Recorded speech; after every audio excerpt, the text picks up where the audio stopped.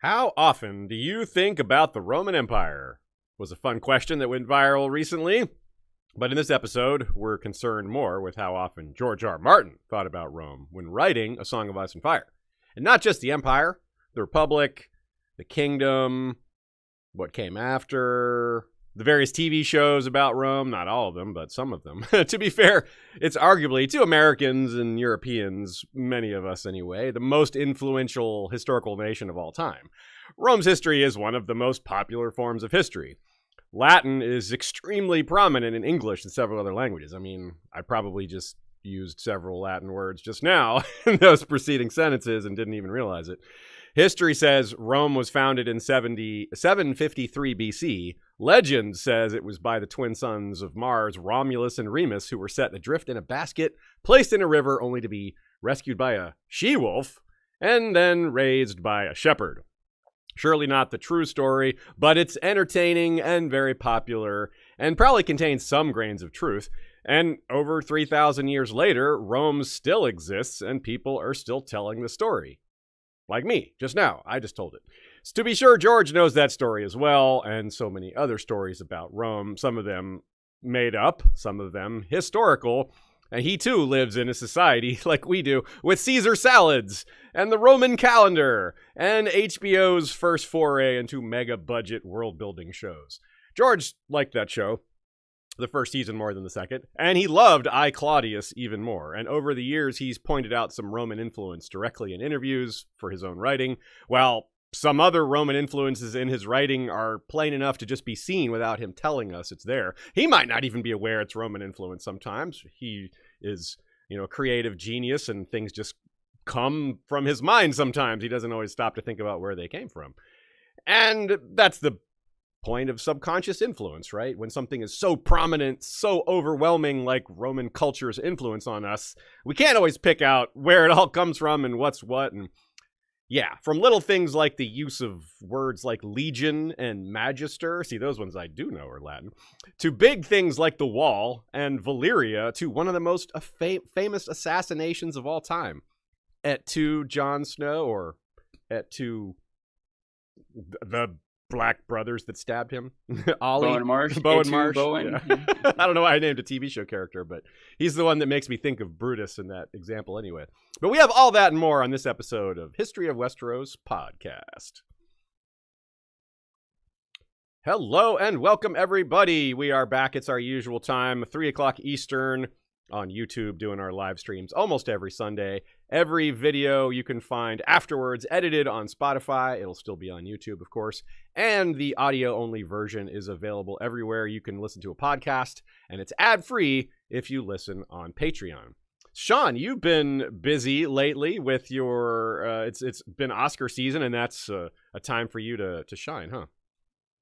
Yeah, I'm bubbling with thoughts right now. And I'm happy to talk about that. But real quick, I want to add to your little intro. Sure. Saying that, the idea that someone might think about the Roman Empire every day, it's 1,000-year span of time. It's like saying I think about the 1900s every day. Well, yeah, it's like part of our life. We live in it every day, and that's only 100 years, right? And additionally, the Roman Empire, it's not just Rome. Like the Roman Empire was England and France and Germany and Italy and Turkey and Saudi Arabia and Egypt. You know what I mean? Like and Palestine and Persia. Like, so, it's just crazy. Yeah, all that far over. So it just bled into so much of human culture for so long. It's hard to think about almost anything without that road leading back to Rome. Hey, good one. Good one. Yeah. But it's Oscar season, and every year I do a 1-minute preview of each of the Academy Award nominees, or Best Picture nominees anyway. And so in 10 minutes, you can get a full synopsis of the ostensibly top movies of the year. And I try to do it without getting into like plot details. I talk about, the aesthetic and the stars, the director, the genre, the tone, maybe recommendations based on that movie or whatever. But I want to give you a feel for whether you might like the movie at all, but without spoiling any plot stuff. So yeah, check that out on YouTube. Hard to get into the plot with only 1 minute anyway. But yeah, Sean, I highly recommend Sean's reviews. Dancing Sean, that's your YouTube channel. Check it out and enjoy his takes on the best movies of last year. You know what else it is, by the way, in addition to Oscar season? It's St. Patrick's Day. And I think we That's both true. messed up and didn't wear green, but I'm drinking green at least. There's no St. Patrick's Day in Westeros or in Rome. The St. Patrick hadn't even been born by the time the Roman Empire was. Yeah, it's anachronistic to celebrate St. Patrick's Day today. But I do want to give a shout out to our good friend Nina, aka Good Queen Allie, Good Queen Alisan. GoodQueenAllie.tumblr.com is where you can find her thoughts, her blog. And the latest question she got is, what do you see as the end game for Slaver's Bay? Do you think Dany will return? Or will we just see the beginnings of the Shave Pates takeover from Barristan's POV? Yeah, it's a good question. It's a big question, and Nina has weighed in on different parts of Slaver's Bay throughout a lot of our episodes, throughout Valar Redis, throughout a lot of different things when it's been appropriate to speak on. But here you can get it all concentrated in one place, and that's a good thing to read. GoodQueenAllie.tumblr.com. If you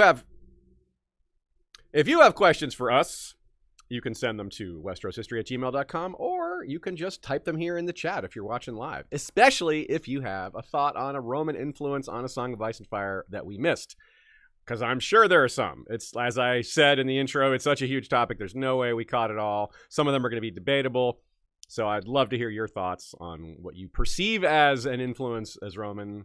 Maybe it isn't, but maybe it is. I think that could be an entire podcast. Oh, yeah. Things we might from Rome to Game of Thrones, yeah.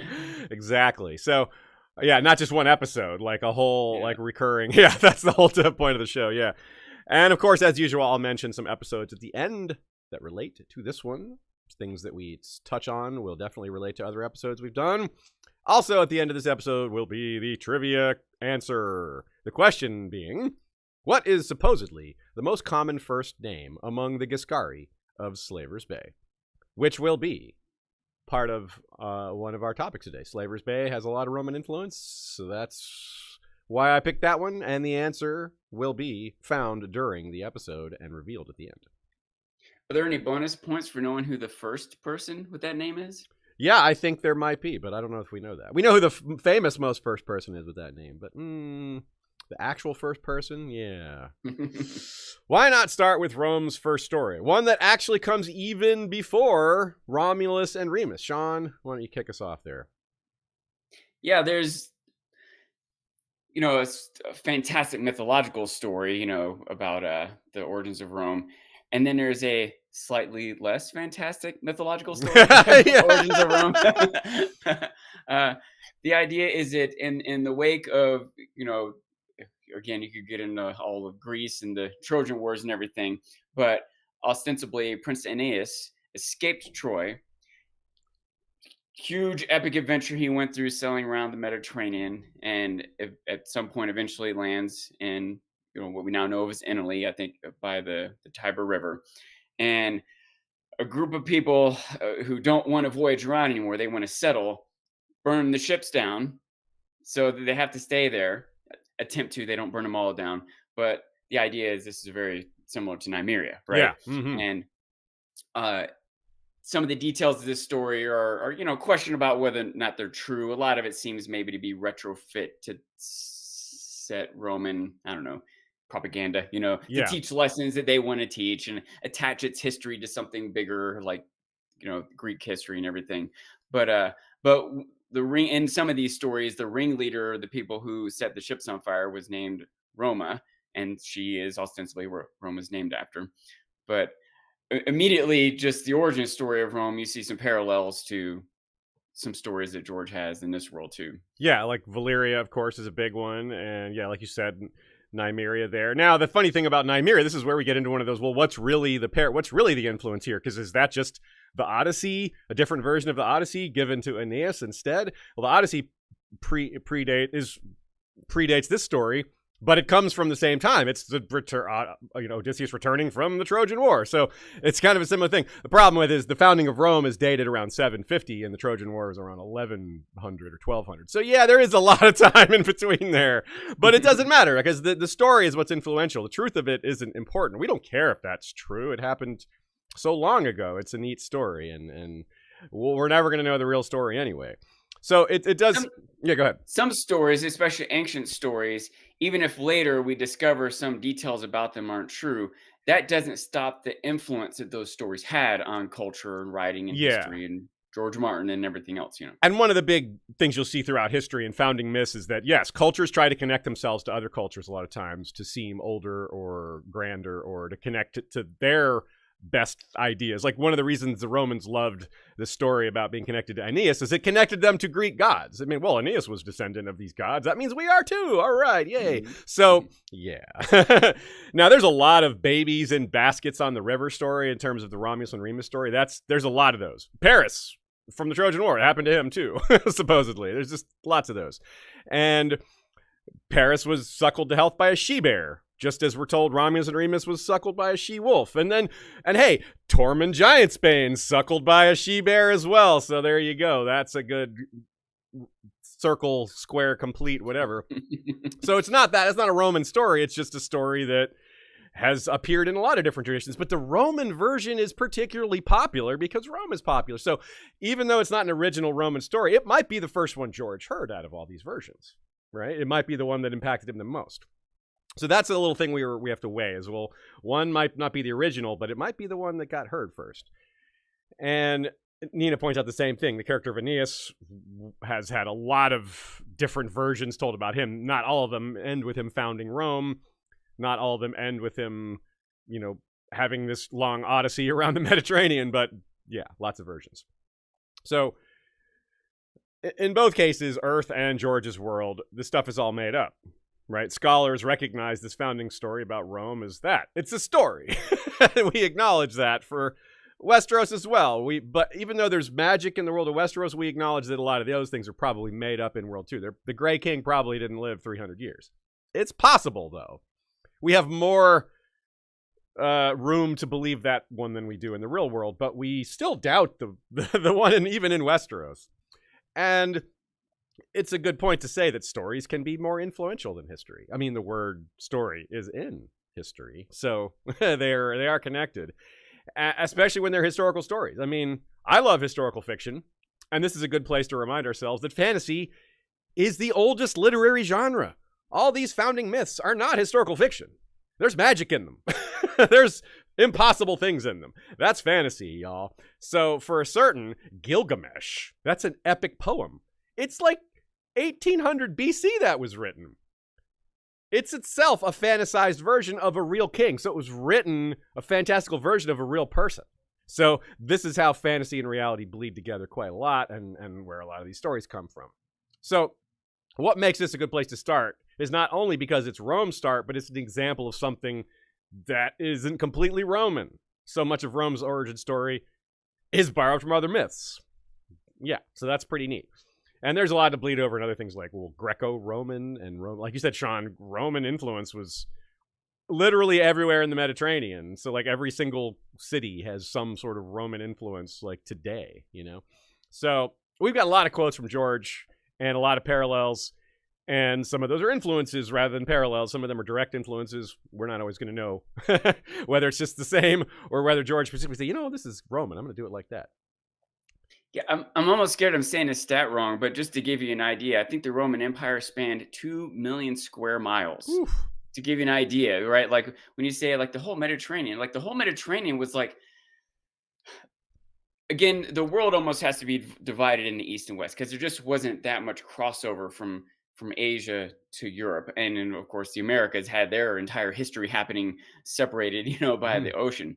But for that section, we'll say approximately a third of the world, the Mediterranean was like the center of it for 1,000 years, and Rome was it. It's almost like talking about the influence of oxygen or something. It's so pervasive and massive. It's hard to underestimate. Right on. Yeah, and that's why when I say the word parallel, it's an agnostic term usually, but especially in this case, and what I mean by that is we know there are similarities between these two things that we're comparing. We just don't know if it's a direct influence, an indirect influence, or just a coincidence. So perhaps the best place for us to start in terms of direct influences is one that helped George get started on A Song of Ice and Fire. Now, we know the first scene George ever imagined was the direwolf pups in the snow. That's an actual scene. Bran and his brothers and all that. But the first inspiration he cites directly is Hadrian's Wall as an inspiration for the Wall. You might think of the Great Wall when you think of the Wall, and undoubtedly it has things in common. It's, in terms of size, they're much more similar. But other than that, it's really Hadrian's Wall is the better comparison, other than sheer size. Because most everything about Westeros is Roman Britain anyway, or just Britain, England. He was asked about historical influences, and he answered that he usually amalgamates. For example, he said, it would be wrong to call the Dothraki the same as Mongols, but it would be also wrong to say they aren't an influence. The point is that he rarely does one-to-ones. He combines things, mashes them up. For example, the Dothraki are part Mongol, but they're also Huns and Alans and other horse-riding steppe peoples. But he did say that occasionally he does, basically a one-to-one parallel after all. It's not that he never does them, it's just that it's rare. And here is one such example. Quote. The one that comes most prominently to mind was the Wall, which was inspired by my visit to Hadrian's Wall. The first time I visited England, in 1991, I was driving around England and Scotland with my friend, and we got to Hadrian's Wall at the close of the day when the tour buses had all left. We kind of had the place all to ourselves, and I climbed up on the wall, and I stood there. And it was a cold, windy day, and the sun was going down. I just stared off across the hills and tried to imagine what it would be like to be a Roman legionary stationed on that wall in 50 AD, staring out and wondering what would come from those hills, what enemies. Because you were at the end of the known world.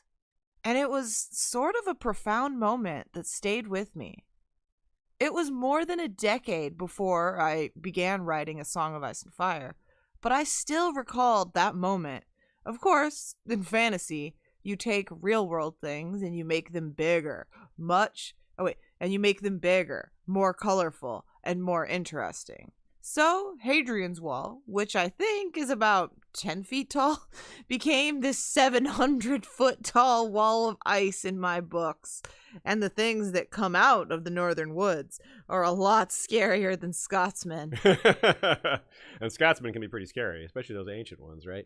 No, there you have it. One of the seminal inspirations for A Song of Ice and Fire. Not the first one, of course. By then he had read a bajillion books and knew a lot of things about history, and those were obviously influences as well. But perhaps the first real-world location, like those are the things that he read, are different than like the physical inspiration of standing there and actually feeling that. Now, it's funny, there's a few things in that quote that don't quite add up. Like he says, I just stared off the hills and tried to imagine what it would be like to be a Roman legionary on that wall in 50 AD. Well, Hadrian's Wall wasn't built till 120 AD, 122 AD. So a little earlier. That's not an important thing. He had a little extra imagination going on. That's right. And he also says it was more than a decade before he began writing A Song of Ice and Fire. But he also says it was 1991, and he started writing A Song of Ice and Fire in 93. So I'm not sure. Now, he actually Lysa Tuttle, who is the friend he's referring to here, moved there in 1981. So maybe he meant to say 81, or maybe the quote is wrong, and he went there in 81, which would be 12 years, and it says more than a decade. So that would fit. I like that idea that maybe the quote he visited England for the first time in 81, not 91. Unfortunately, she didn't move to Scotland until 1991. She moved to England in 81 and Scotland in 91. So I don't know which. So either way, it doesn't quite work, but it's not important. It's not really a part of the episode. Just kind of an idle wondering about this quote. Still worth pointing out. It's really funny, actually. Yeah, it's kind of funny.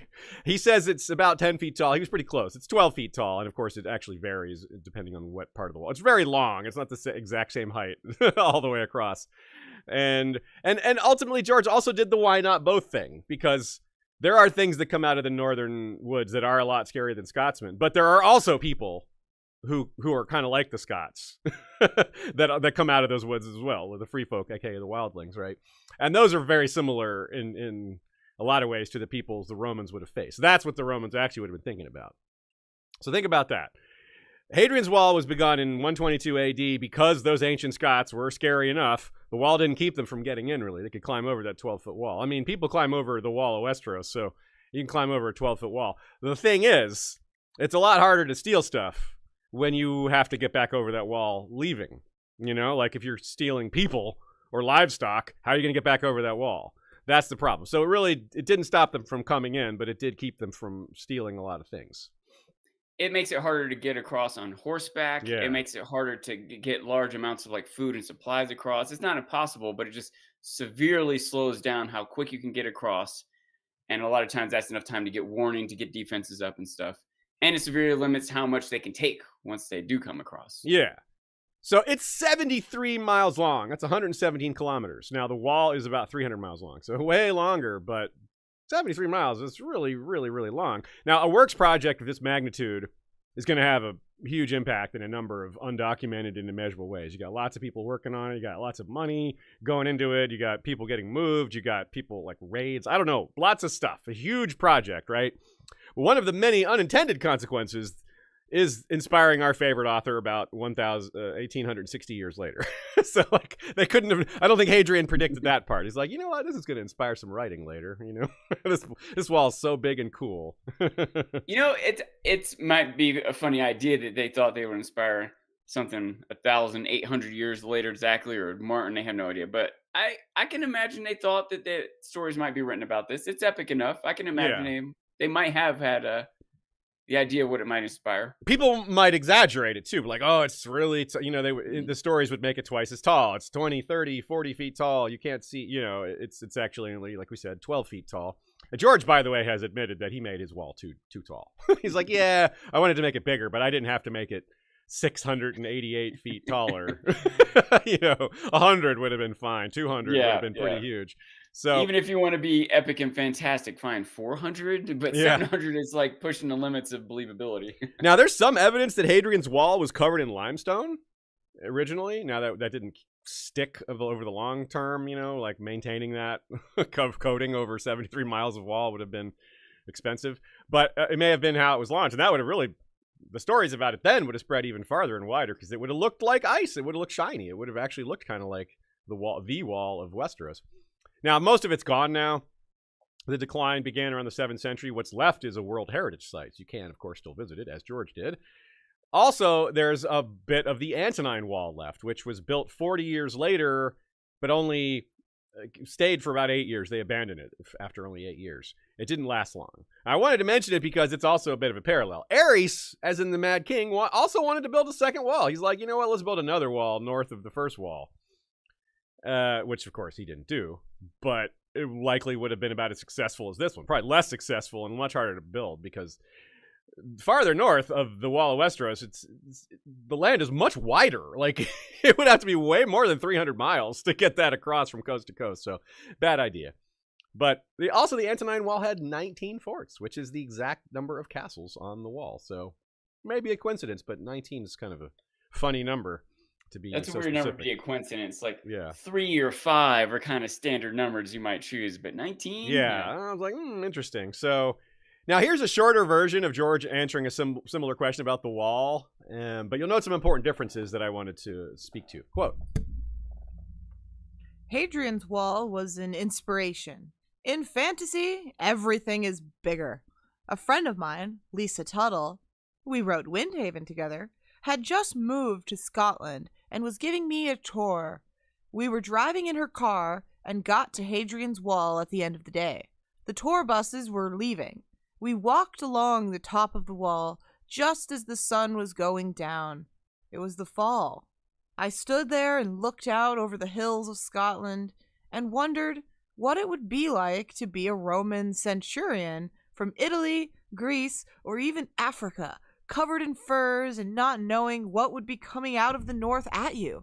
I wanted to capture that feeling. Yeah, that's really powerful. That's a really provocative idea because it's not just you may not have occurred to you or me or anyone to consider where this particular legionary was from. You would think, okay, it's a Roman legionary in England standing on the wall. You might forget that this guy isn't from there. He might be from Italy, Greece, or Africa. And here he is, to them, a part of the world they may not have even known existed when they were growing up. It's so far remote and so far north. Yeah, what's coming out? Like, well, you're told this is a place that needs guarding because there's danger. Well, why did we must have built this wall for something? something dangerous must be. Just the idea that this wall exists implies there's danger beyond it. And it's cold and windy and scary. So yeah, great idea. Bigger wall means bigger danger. Yeah, right? yeah. Like this is like, wait, how long is this wall? It's from coast to coast. Whoa, they've never heard of such a thing. So it's like, wow, this is a really. It's both a testament to Roman power and engineering, but also a testament to how dangerous the things beyond that wall must be. And this is right at the heart of George's POV style. Not just telling the story so much as putting yourself in the shoes of the characters and imagining what the story is like from their perspective. Exactly what he's doing here, capturing the feeling of what this Roman person would be feeling standing atop that wall looking out, just as he did for the Brothers of the Night's Watch, who also come from all over Westeros. Some of them had never even seen snow before getting to the wall, probably. If you come from Dorne, you might not have seen snow before. Or if you're really young, and it hadn't been a winter yet, something like that. So not only did it inspire world building, it inspired the style and format, the very conception of the series, the way it's presented to us. Now, to be fair, that influence also came from other places, like Tad Williams' Memory, Sorrow, and Thorn series, which is also POV style. George cites that is a major influence. And of course, Tad Williams is not the first person to write in POV style either. So, that's another example of George getting influence from somebody, but that person isn't the originator of that idea.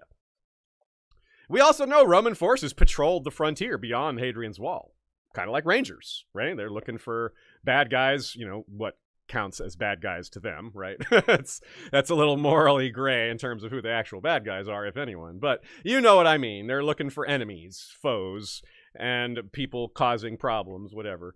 And, those are obviously people that are going to have a lot more in common with Scotsmen than the others will. So this is not an example of something that could have happened elsewhere. This is a truly unique inspiration.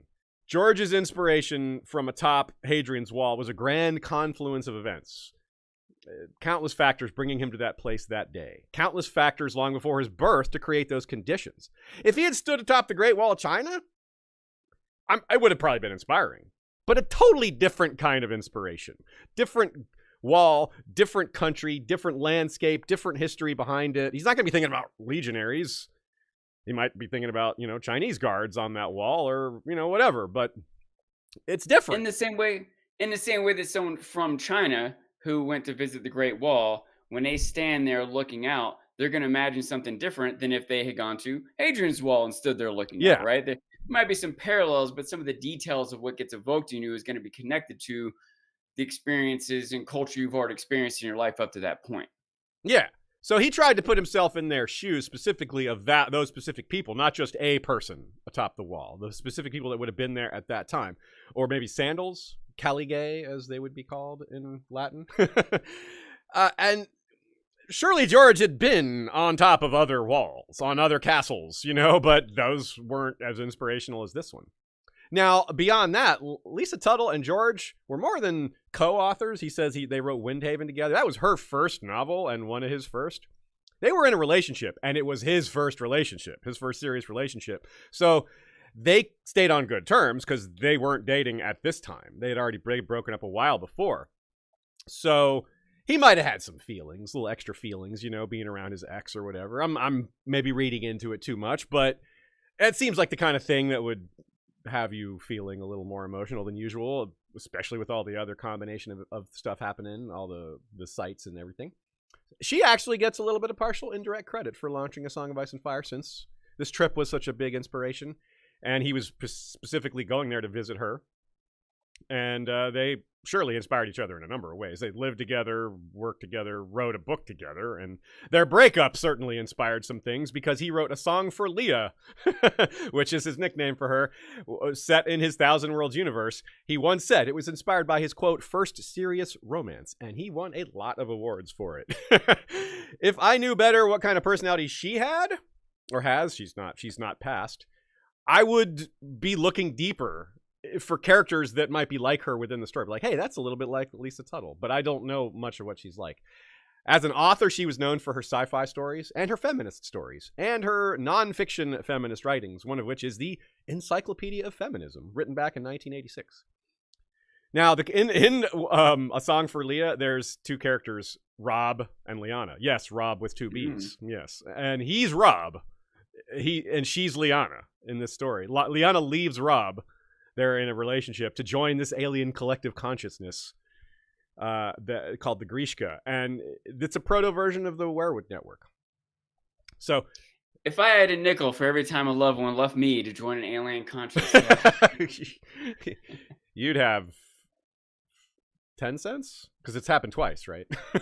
3 times. 15. Wow, dang. Rough, man, rough. I'm sorry. You might want to check with your partners to see how interested they are, and like, what's your general feeling on alien collectives? Ignorance is bliss. Okay, Ignorance yeah, is bliss. well, exactly. That's why they join these collectives in the first place.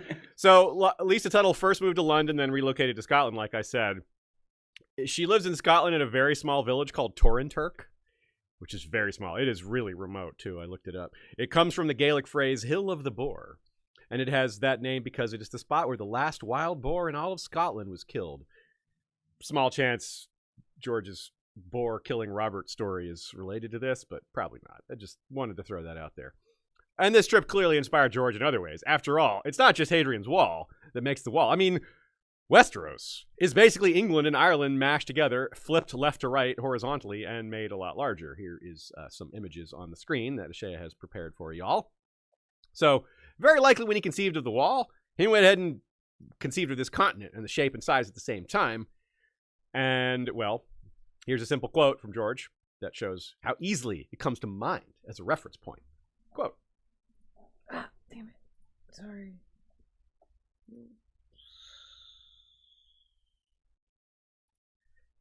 This one, right? Mm-hmm. Okay, sorry. I got moved around.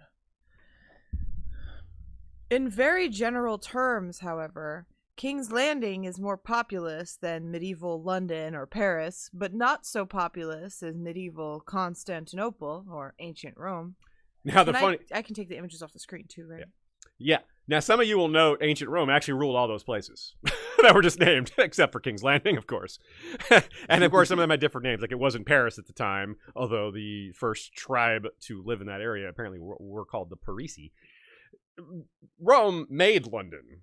It was called Londinium at the time. It was a diverse city that grew extremely fast and suffered pirate attacks from Saxons, causing them to build city walls. Something we just described happening to the early days of King's Landing in Valyria. So by no means a direct influence. I mean, pirates just do that sort of thing. That's not, that happens everywhere.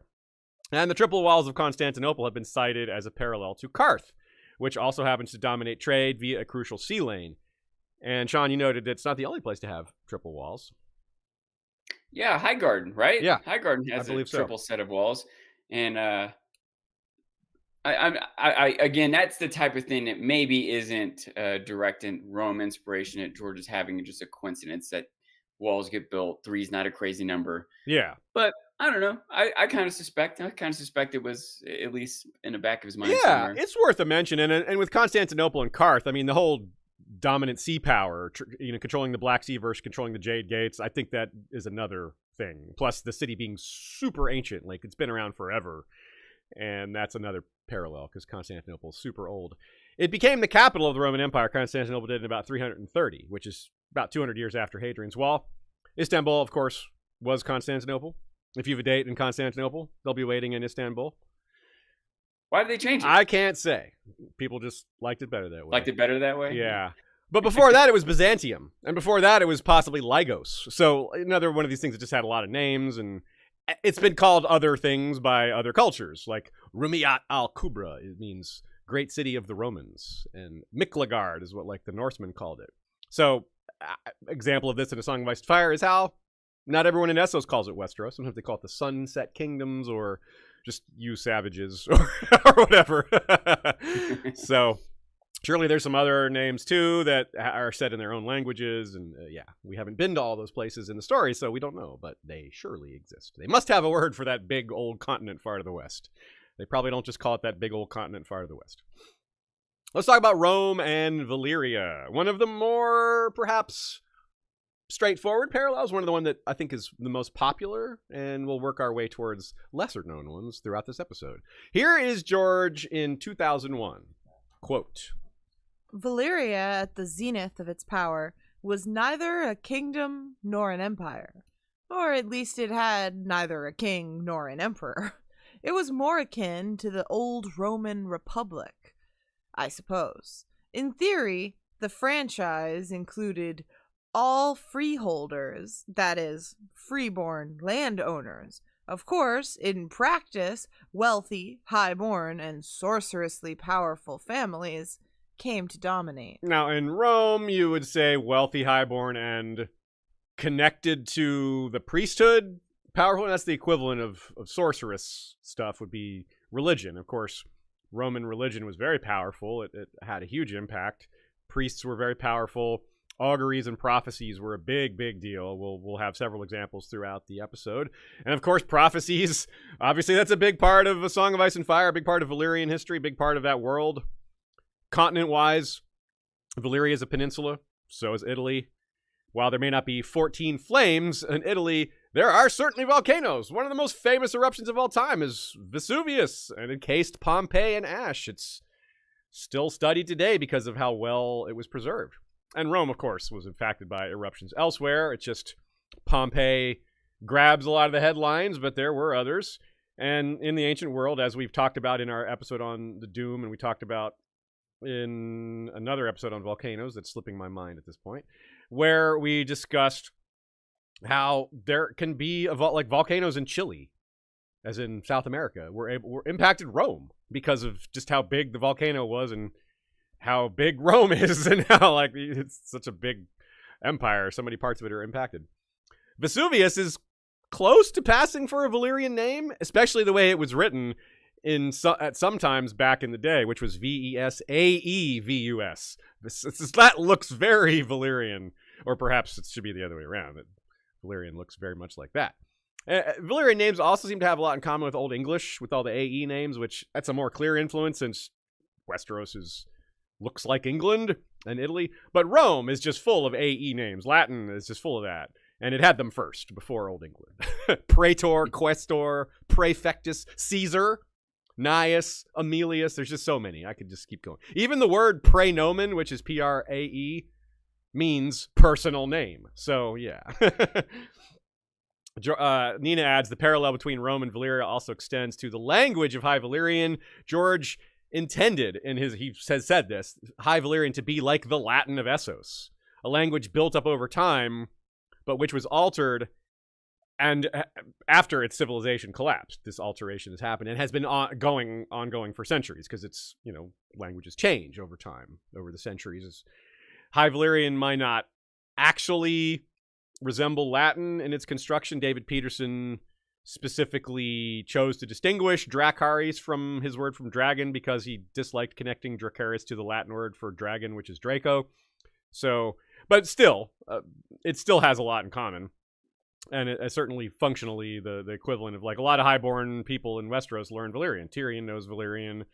Jaime and Cersei were taught it. It's just a court language that for fancy people to learn.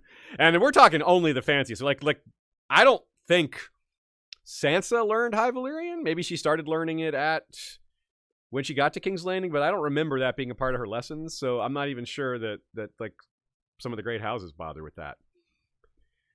But they may have back earlier.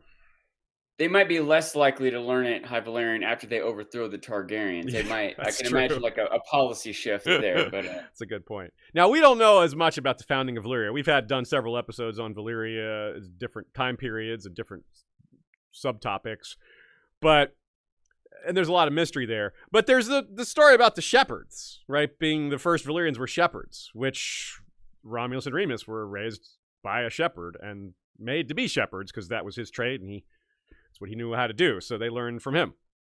Valyria didn't have kings like Rome doesn't, but Rome did in its earliest days, and maybe Valyria did. Maybe Valyria had kings in its far-flung past that they moved past that, but we haven't heard it. Roman kings were very connected to the gods. One of their most important functions was being chief executive of the church. Like I said before, that's a big deal, like it was in a lot of ancient societies, and even current ones.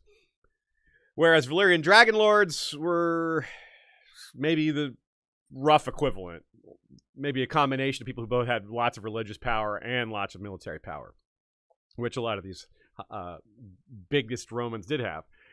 So we're missing a lot of details with Valyrian government, but power was highly concentrated in the capital, just like it was in Rome. Like, all roads go to Rome, all the power flows into Rome, all the rulers live there. That wasn't explicitly true for the entirety of its very long existence, as Sean said, but basically it's fine to think of it that way, because when it ceased to be concentrated in Rome, it was concentrated in Constantinople instead, or Ravenna, or one of these other places that were the capital for brief periods. You know, another thing that's, what's the word I want to use? Exemplifies, exponentially adds to whatever the relevance of Rome and its connectedness to history and everything is that's where the central religions of the world, or the Western world at least, sprouted from too, right? Christianity, Islam, and Judaism, they all came out of that same region and time period and were kind of spread along with the Roman Empire, and the interweaving of power between the government and the church was as prominent in that time as, I don't know, ever in history anywhere, and it's clearly represented in Game of Thrones also. So. Yeah, well said. Nina points out there was one emperor of Valyria, very short-lived, literally. He tried to name himself emperor after the Doom, and remember, he took his army and his dragon into the peninsula and vanished. So what happened there? Now, of course, speaking of slaves and slave states, both of them were/are. The mines of Valyria are very similar to the mines of Spain. The mines of Spain produced huge amounts of silver and were just a horror to read about them. It's just terrifying to read about the conditions and the treatment of those workers, those slaves. Lots of people dying of fumes, of cave-ins, of explosions, of exposure, or whatever. Very similar to what you read about the conditions that created the first faceless men. Well, it was worth it because they were paid well. Oh, wait, no. Yeah. They were, Oh, yeah. And since Andal cultural values seem so often to be the direct opposite of Valyrian cultural values, we've theorized that they developed in response. For example, Valyrians are okay with incest, while Andals think it's an abomination. Andal sexuality is very conservative. Perhaps the Valyrians were more liberal about it in that sense. Obviously, I'm not using modern political terms when I say conservative and liberal, but to simplify, Roman sexuality was conservative for women, wide open for men, as long as you're in the dominant role. Men could do whatever as long as they're the dominant partner with another man, with a woman, with whatever. As long as they're dominant, it's fine. So it's hard to compare to, like, modern American values, whatever that even means. So overall, they were more fluid with their gender boundaries as compared to, say, ancient Greece. But there were heavy taboos, and they could get you, like, removed from office. Like, because they were illegal, not just getting kicked out of social circles, which is the normal penalty for violating social taboos and stuff like that. Speaking of sexuality, the word prostitute, which does exist in Westeros, is a Latin word. And so sometimes opposites seem like parallels. With Rome being very strict and conservative with dress and nudity, they were not strict with inheritance and adoption. Like, emperors were often just chosen to be and then adopted by the previous emperor rather than being the child of their body or even a relative. Very opposite of Valyria, right? Got to keep it in the family to the point of incest. Now, as we've noted in our own interview with George, he says that wasn't true at all levels of society, which is also sort of true with Rome, because adoption and inheritance isn't really a concern when you're not rich. You know, you're like, it doesn't matter as much. It's not a big issue to, like, well, because part of it is who's going to own this stuff. When you don't have a lot of stuff to own, then it's not such a big thing to argue over.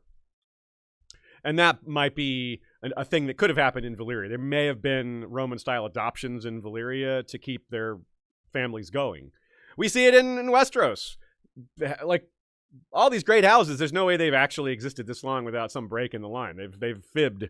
Like, Bale the Bard is an example of that. That there was shenanigans there with a person being named Stark who might not have been. It may have been a bastard, etc. But that probably every house has that on their record, maybe multiple cases.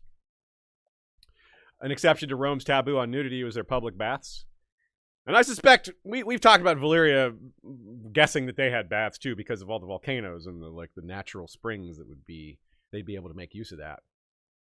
Rome and Valyria were generally very tolerant of other religions. They allowed other religions to be practiced, though there were definitely exceptions. Of course, persecutions of Jews and Christians under the Roman Empire is well attributed. And then eventually Constantine became Christian, and then it kind of was in reverse. The persecution went the other way, and yeah, it's just, again, it's hard to refer to these things as a monolith when Rome has existed for so long, and hasn't been the same always. You just made me think of something. Where were Jaime and Brienne in that bath scene? Harrenhal. What was the location? That was Harrenhal? Mm-hmm. Which is a newer castle. But those are huge baths. Yeah, you're right. Those are giant baths made for lots of people. So that's a good point. That's a very good catch. I didn't think of those baths in Harrenhal. That's less than 300-year-old castle, and it's probably he probably wasn't the first guy to build baths. Though it is interesting that it was an Ironborn king that made those. Yeah. It might not have been totally public. It might have just been for the elite of the castle, maybe. But it makes me wonder what if other castles had them. I don't know. Yeah, that's a great catch. I didn't think of that one. The baths, good one. Master of Horse. Okay, we've heard that term in A Song of Ice and Fire a bunch of times. It's an official position in several European nations and was common, and there's also some in Asia. There's in China and maybe Japan. It was common in the days of monarchies as an official title, but the title originated in the Roman Republic.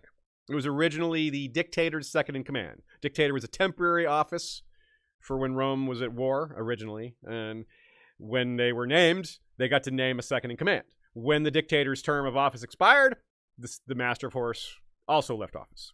Mark Antony was Caesar's Master of Horse for a while.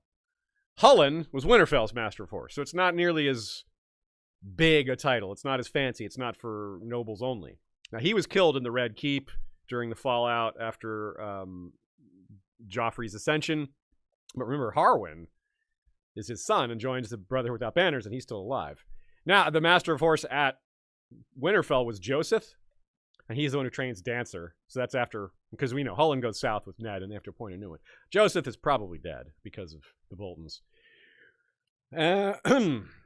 Roman roads versus the Dragon roads. Of course, we cannot forget the roads. Yes, we've already talked about them. All roads leading to Rome. All roads led to Valyria, too. You can pretty much still see that. Even after the Doom, look at the map. Those roads are visible there, and they're pretty much all going there. And they're considered a wonder of the world by Lomas Longstrider. Tyrion notes that they are, quote, a ribbon of fused stone raised half a foot above the ground to allow rainfall and snowmelt to run off. Pretty clever. Still largely undamaged, despite the passage of so much time. Maybe a little bit of magic in there. But the Roman roads are similarly amazing. A lot of them are still there. Well, of course, they've been, repaved and refixed up and all that. They required more upkeep than this. But Rome was good about upkeeping them. And they had that same feature of the slight angle to allow water to run off and being slightly raised above. They would come with gravel paths on the side for foot traffic, and they would have like ruts for wheels to fit in around corners, things like that, so you wouldn't fall off the side. Maybe some of those innovations were done by the Valyrians, but regardless, it's very similar. Romans were very, very stubborn about making those roads as straight as possible. They're like, we're not going to curve. If there's a hill, we go through it. If there's a mountain, we go under it. If there's a river, we go over it. We aren't curving. Unless we absolutely have to. Unless there's like the sea, So they made lots of bridges, tunnels, and such, and they used concrete, which they didn't invent that, but they did innovate it. Volcanic ash was added by Romans to concrete to make it set underwater, and they added blood to make it resistant to frost.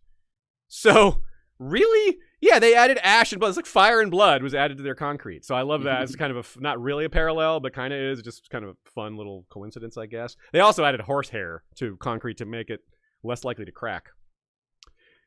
Seawater also. They added seawater, which made it was like a secret ingredient that made it more sturdy. Yeah. It was like so obvious to them that they didn't write it. They just put water, like the ingredient said water, and they were like, oh, yeah, of course it's seawater. Why would you use fresh water?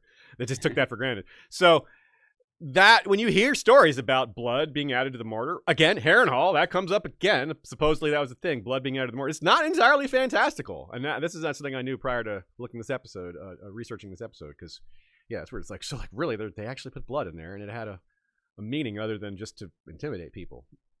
But it was also probably both.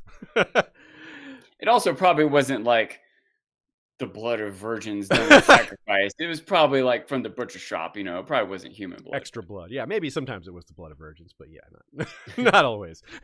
So, real fun fact trivia here. Concrete is the most used human-made substance in the world.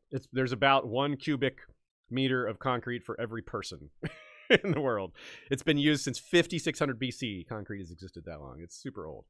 So, roads. Now, the basic point of these roads is, yeah, it connects place to place, right? But that's not the entire purpose of it, right? What are the people in power who built these roads? What are they after? Wealth and more power, because it enables connectivity to the places that you're making money from. If anything goes wrong, you can send your soldiers there really fast. More goods flow back and forth, which means more taxes, which means more power. But it also means peace. It's not all cynical. We shouldn't look at it all just that way, although it's fair to say that's how a lot of it is originated.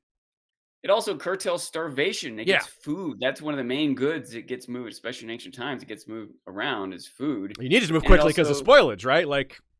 Right. And just because the distance of how far away the fields are to where the centers of population are. As cities get bigger, you have more people living there than land to grow food. So you need to bring it from farther away. And it's, even if it's, this greedy plan by the rulers of the city to not let their people starve. Okay, it's still important. It's still a good thing that's happening. And once that happens, whether it's for power or food, you also end up spreading knowledge and culture. Yeah. You make it easier for people to move and explore and visit and everything else. And they would take advantage of that. While a lot of that's happening incidentally, they're also spreading Valyrian hegemony and making sure everybody knows how powerful the Dragon Lords are and putting reminders of who they are and what kind of power they wield. Because it's not like they have, videos to show people like everyone. You got to see a dragon every once in a while to remind what you're up against. Don't get uppity, So yeah, that's a big deal. And of course, like I said, the armies are a big deal. Now the army thing would have mattered less to Valyria because the dragons don't need that, but it still matters. It still matters a lot for military purposes, and of course, it's enormous for trade. Yeah, the dragon can fly to someone's castle and burn it down, but the dragon can't take over the castle. You got to get soldiers, people, humans there to take over anything. And you want them to be able to get there quickly, yeah. Yeah. That's good. Yeah, makes sense. So Nina adds another parallel here. Rome and Valyria also have this thing where it was so big, so powerful, for so long that people want to connect themselves to it after it ceases to exist. Volantis, calling themselves the new Valyria, trying to take up all that mantle, they literally called themselves the first daughter of Valyria. Only direct descendants of Valyrian citizens are allowed to live within their black walls, that inner part of the city. It's ruled like a freehold. They do so many things like Valyria did on purpose to recapture that awe, that intimidation. Likewise, it's super common in the real world for Roman stuff to have been referred to or used, just like the Romans did in their early days, trying to connect themselves to Troy and to these ancient gods. Long after that, when Rome was the big dog, everyone was trying to connect themselves to them. Everybody's like, Charlemagne styled himself Augustus, an emperor of the Romans. This guy lived in Germany. Caesar is Kaiser, right? Imperator is emperor. Like these are Roman words. And I'm blanking out on more examples, but there's so many, right, of people using Roman titles. The Holy Roman Empire there's nothing Roman about it, really. It's another that was in Germany, It didn't Rome wasn't a part of it. Rome was not part of the Holy Roman Empire. It wasn't even really that holy. But so this is a rich parallel for sure. And George's descriptions of Volantine elections, chaotic. People bribing each other openly, not like people bribing each other like officials, although surely that's happening too. That more often happens behind closed doors. I mean, candidates bribing the people openly. Like, I'm holding a party for people that live in this neighborhood. Everybody gets wine and food and all this. And it's an old strategy. It's been used in every culture probably, of getting people to forget their woes by giving them a little something, showing that, yeah, look, rich people giving back. Yeah, a little tiny bit 1 week of the year, but it's something. It's more than the other guy gave them. So it's a reason to pick this guy over everybody else. Like, you want me to go vote? Like, give me some wine and food to go vote for you. Okay, a lot of people are willing to do that, which is one of the reasons why in a functional society we need people to not be so easily bribable, which means they need to not be so broke. Now, it is a flaw of democracy. Is it you can pay people off to vote your way, wherever, whoever, however you're paying them, but. And this is very much like how Roman Republic elections were like. During the Empire, well, they didn't really have elections anymore. Or they did have them. They were different, or they didn't have them at all. But during the Republic, same thing. Very chaotic, very like riots, free food and drink, same sort of public bribery, just swaying people with speeches, manipulating them with things that aren't true, appealing to fear and religion and things that we still see to this day. Not explicitly Roman things, in other words, but on a grander scale, because Rome was so big, these things had an impact on much more people than they would in most any other time or place. I can imagine a lot of like manipulation. You know, it might have been harder to coordinate or organize, but also harder to discover if it was happening. You know, but all these flaws and issues and turmoil aside, it's still better than oldest born son. Yeah. That's still so lame and random. Yeah. It's still better. It's so better. Yeah. Especially given how now you see some of the same things. Like, well, one of the problems with oldest born son is that the younger sons can just kill their brother and move on up. That still happens in scenarios like this where it's, well, Emperor Augustus, we're going to come back to this later. He's like, well, I've got a bunch of different candidates who I can name as my successor. Well, if those are all known, well, then they can just kill each other. And it's the same, it ends up being similar. It was like, well, now only one of them is left. I got to name this one, you know. And it isn't necessarily, and it's the same problem happens. It isn't necessarily the younger one who killed the other ones. It was people who would benefit more from that one being in charge. Yeah. So, yeah. I still got to say, another big problem is that you eliminate half of the population. Oh, yeah, that's bad. Yeah, no doubt. Yeah, that's not good. Which is actually an interesting difference that George gave to Volantis. Volantine elections women can win those, but Roman Republic, no, not so much. So here's a few. We're close to our halfway point. Here's a few kind of miscellaneous things, and then we'll come back to talk about the Stabbings and Slaver's Bay and the Great Empire of the Dawn and lots of other fun stuff. Yeah. So Sean, you've got one here for us. Take it away. Yeah, about 400 BCE, the Gauls won the Battle of Alia, and they're pressing Rome. And again, these stories have a lot of like kind of minor variations. Some pieces are suspect, but the idea is that to stave them off, Rome was going to give them 1,000 pounds of gold, which is like a huge amount of money, right? And it would be a chore to like gather and give it to them. It reminds me a little bit of that story in Dorne, where didn't they pay a huge gold ransom? But they realize in the process when they're going through the payment of the gold and they're using scales to measure it, they realize that the Gauls are using rigged scales to get extra gold. And they're like, hey, you know, like the treaty's off, and General Marcus Camillus rallies the troops to counterattack the Gauls, fights them off and defeats them. And he's purported to have said, with iron, not with gold, Rome buys her freedom.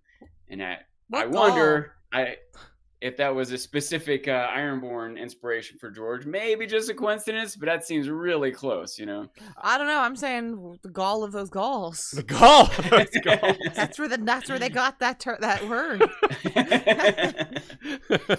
For putting their finger on the scales. That's right. That's hilarious. Yeah, that's good. That's a very good one for the Iron Prize. I love it. I imagine there's a few other examples out there in the real world of people saying iron versus gold, making that comparison of buying it versus fighting with it. I'm sure that symbolism comes up. But this is such a famous example. Like, George has probably heard this one. Maybe it's the first time he heard that reference. Because, again, this one would stand above a lot of other similar tales because it's a Roman story and that thus more famous, more popular. There's a city in Valyria, of course, quite ruined now, called Aquos Dean. And it reminds me of a little bit in name of Aquileia, which is a famous Roman city, a big Roman city. The word Valerian, like Valerian, is Latin. It's an herb, the Valerian herb, but it's also an emperor. There was an Emperor Valerian. He reigned about 130 years after Hadrian's Wall began, meaning his reign started then. He didn't reign for 130 years. Valyrian was the first Roman Empire captured in battle, loosely similar to Ares as a captive king at Duskendale, because he was treated very shabbily. They mocked him and humiliated him and did all this stuff to him while he was in captivity. One version of Valyrian's death is that he was flayed, so a little Bolton for you. But another one is that he was forced to swallow molten gold, which is a little Valerian Viserys. He was also a Valyrian. So there you go. I said Master of Horse is, a Roman title. It's actually, the word is Magister Equitum. Because yes, Magister is also a Latin word. So Magister Illyrio, the Magisters of various other free cities. Not every free city uses that title, but a lot of them do. Implication being that word is Valyrian. Probably came from Valyria, yeah. And speaking of horses, there's an Otho Bracken. Of course, Bracken, because of the Brackens are horse sigil and used to be horse breeders back in the day. There was an Emperor Otho, same spelling, so that might be a little parallel there. It might be a little miniature inspiration. As far as I know, Emperor Otho didn't have anything to do special with horses, but I'm sure he rode one. He was an emperor. Yeah. All right, that's our first half. So I wanted to take a moment for our mid-roll today to talk to y'all about a product that I really find super helpful. It's called Rise. That's Rise with a Z. It's an automatic time tracker that, for me, we work for ourselves. We're self-employed. It's to me, this feels very manageable. It's not overwhelming or invasive. It's really meant to be implemented on a personal level. It really absolutely improved my focus and work habits. It gave me some really much-needed perspective on just how much time I actually spend on various work tasks, which is honestly something I struggle with a lot. Me too. I really have that problem because I've been self-employed for so long. I work at home. I have a poor ability to separate my work and my regular life. I will jump back and forth from writing an episode to reading something for fun on the drop of a hat. And it's a terrible habit. Rise has really kept me focused because if I switch tabs and start reading something that's not considered work, it will just give me a friendly reminder. It'll be like, are you sure you want to do this right now? I'll be like, yep. I thank you. Go back to my work. It has absolutely helped improve my focus. Shay and I have been using this app for months now, and we're finally ready to talk about it because we, reached out to them and worked out a little deal. Yeah, so if you go to Rise with a Z, RIZE.io/U Westeros, and you use the code Westeros, you can get 25% off your first 3 months. But that's not all, because we're also doing a little bit of a giveaway here. They allowed us to give away a couple of lifetime memberships, which is a great deal, honestly. Lifetime membership, that's awesome. If you email Westeros History Giveaway at gmail.com with the email you'd like to use the account with, or just include the preferred email in your message, we are going to give away 2 lifetime memberships, and we're going to close the giveaway on May 1st. So we'll give y'all a nice big window. Just send us an email if you want to try this out and get a lifetime membership. If you don't want to wait until May 1st, you can use our code Westeros. The information is visually on the screen for y'all now too, and in the description.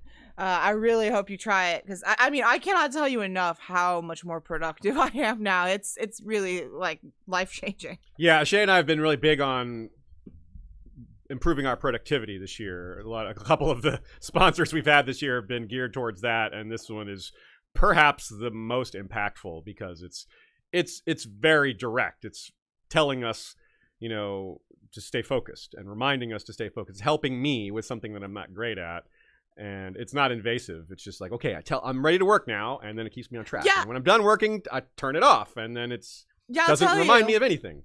I'll tell you, I tried a few other time tracking type software before I came across Rise, and a lot of them are just so geared towards corporate, and you have a boss who is managing it, and they just didn't work for me, frankly. I tried a lot, and I think Rise, if you're doing this on a small scale for yourself, it's the way to go. Yeah. So that's rise.io/u/Westeros. Westeros code for 25% off. And an email westeroshistorygiveaway@gmail.com if you'd like to enter the drawing for the lifetime membership, which that's valuable. Also want to shout out my Friday Twitch streams. I rarely mention them, but they happen almost every Friday. We had a lot of fun playing Maelys the Monstrous, taking over the Seven Kingdoms. We won the war against the Targaryens, I executed Aegon V and took his wife as my own. Melis the Monstrous is sadistic, so I roleplay my characters, so I have to be a cruel jerk, psychopath. And now Melis has passed, and his son Maynard, who is also sadistic, like father, like son. He's married to Mina Tyrell and doesn't have a child yet, so whether or not this dynasty will last is up in the air. Every Friday at 6 Eastern, we play. Come check it out. Twitch.com/History of Westeros. It's actually twitch.tv. Oh, crap. Twitch.tv/History of Westeros. So, I found this quote while digging into this topic that we're talking about today, and it doesn't relate all that much, but it does a little bit, and I definitely wanted to share it, so here we go. This is from Wildcard Questions in 2008, by the way. We said again. This is from questions he was asked about wildcards in 2008. Well, we played in Walter John Williams' Rome game, GRRPS, for a decade or more, but Walter hasn't been running that lately. More recently, we're playing a space game run by Ty Frank, which uses a D20 system. Ty's game is great fun, but frankly, I don't like D20 nearly as much as GRRPS. Okay, first of all, GRRPS, if you haven't heard of it, stands for Generic Universal Role-Playing System. I've played it, not recently, but I have played it, and it's just it's a role-playing system designed to fit any style campaign, whether fantasy, sci-fi, whatever. You can fit it to anything, and that was the idea. I don't think it's around that much anymore, but maybe it is, and I just don't know it. But of course, the space game run by Ty Frank, that's The Expanse. Before it became novels, it was a role-playing campaign. And there you go. Proto version. How cool is that? And of course, Rome GURPS. That's why I discovered this quote, because apparently this Walter John Williams guy was running a generic universal role-playing system in ancient Rome, and that sounds pretty sweet.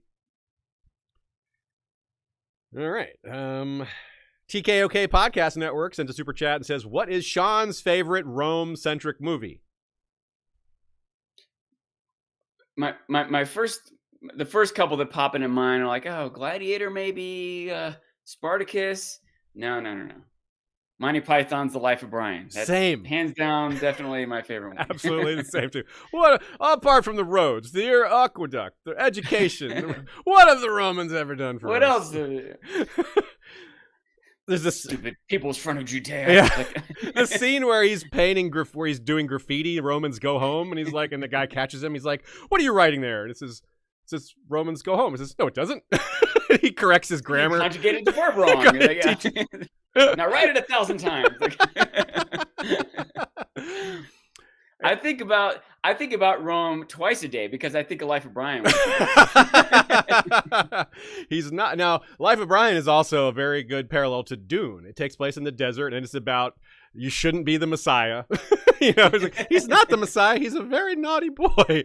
And it has that same line where it's like, I'm not the Messiah. Only the true Messiah would deny his divinity. All right, I am the Messiah. He is the Messiah. Yep. All right. Enough Life of Brian quotes. I would do it.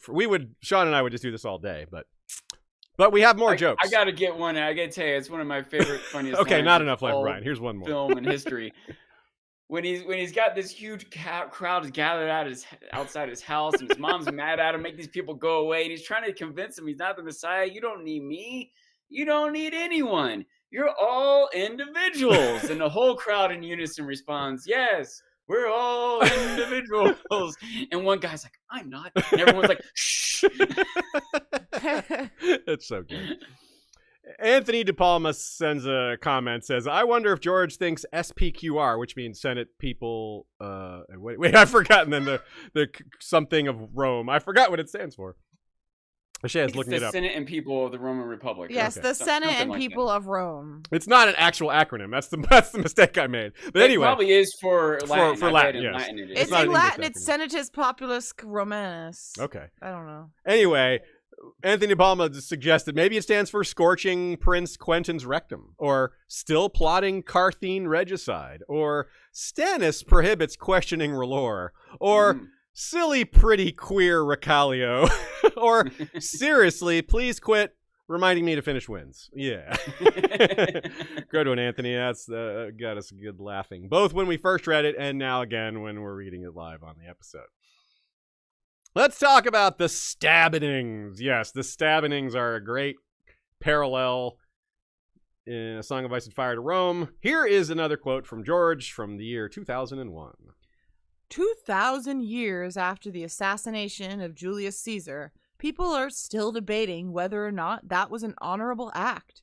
Dante put Brutus and Cassius in the lowest level of hell for what they did, right next to Judas Iscariot. But Shakespeare wrote that Brutus was, quote, the noblest Roman of them all. So, argue on. And I suppose the pizza place noble Romans would agree with Shakespeare, but you never know. I don't know about Little Caesars. Yeah, what does Little Caesars think? 2 different pizza places named after the Roman Empire. Or Romans. It's probably more than that, too. Just 2 famous ones, at least. Obviously, Domino, Emperor Domino. Emperor Domino. Domitian. There's some ones that sound kind of like Domino. We all know Pope John. Papa John. Where does the word domino originate? Is that a Latin word? I don't know. Sounds like Dominus, but I guess... I bet it is. Yeah, it sounds like Dominant, it is. domina. I mean, they say domina as a title and means master or mistress. Yeah. So, Caesar's assassination is quite possibly the most famous assassination of all time. And John's killing is pretty damn famous in fiction, too. Interestingly, Caesar's death is probably the world's first post-mortem. Like, discussed what killed them and how it killed, things like that. All the things that go into a post-mortem. John's stabbing, well, we don't argue whether it was justified, but we do try to imagine the position other Night's Watch were put in and try to put ourselves in their shoes and see why they did it. Now, later in the episode, as I said at the beginning, we're going to talk about the TV show Rome a little bit, but for now, I'll remind you all that Ciarán Hinds played both Mance Rayder and Julius Caesar. Caesar was killed in part because he was making a lot of changes that Rome was uncomfortable with. Some of these will be very familiar. John was doing some of the same things. Yeah. Sean, you have an example here? Oh, sorry, I lost my spot here. John, the Free Folk and the Rubicon, I think. Oh, yeah, sorry, thank you. Yeah, I think that was like the one thing that Caesar wasn't supposed to do. If you that's going too far, is crossing the Rubicon. Yeah, it was illegal to bring your army across that border. Yeah. Yeah.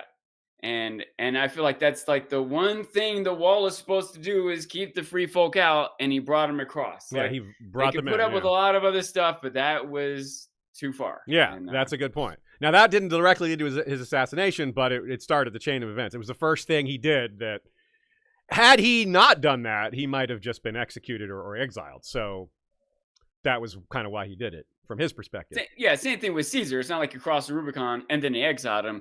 It was just a piece of the things that were happening, which were basically all the sort of standards and expectations and traditions or whatever that had been established. He was chipping away at them. Yeah. But that was the most clear, physical, obvious crossing the Rubicon thing. Same thing. Just imagine the Watchmen, the brothers of the Watch, witnessing these people that they've been fighting are just walking like, even if there's all sorts of, prejudices and whatnot behind that, again, like Martin wants to do is put us in their shoes. Like, we want to root for John because we're more in his shoes than anyone else. He's our POV. But when you put yourself in someone else's shoes, if Martin had written a POV of a couple of those Night's Watchmen, they just would have been aghast at what was happening here. Some of those would have been people that killed some of their friends. Like it's hard for them to look at the bigger picture because it's very personal. And like you said, it's been that way for thousands of years. John is violating something that's been in place for so long, the prime directive of the Watch. So there's other parallels too, though.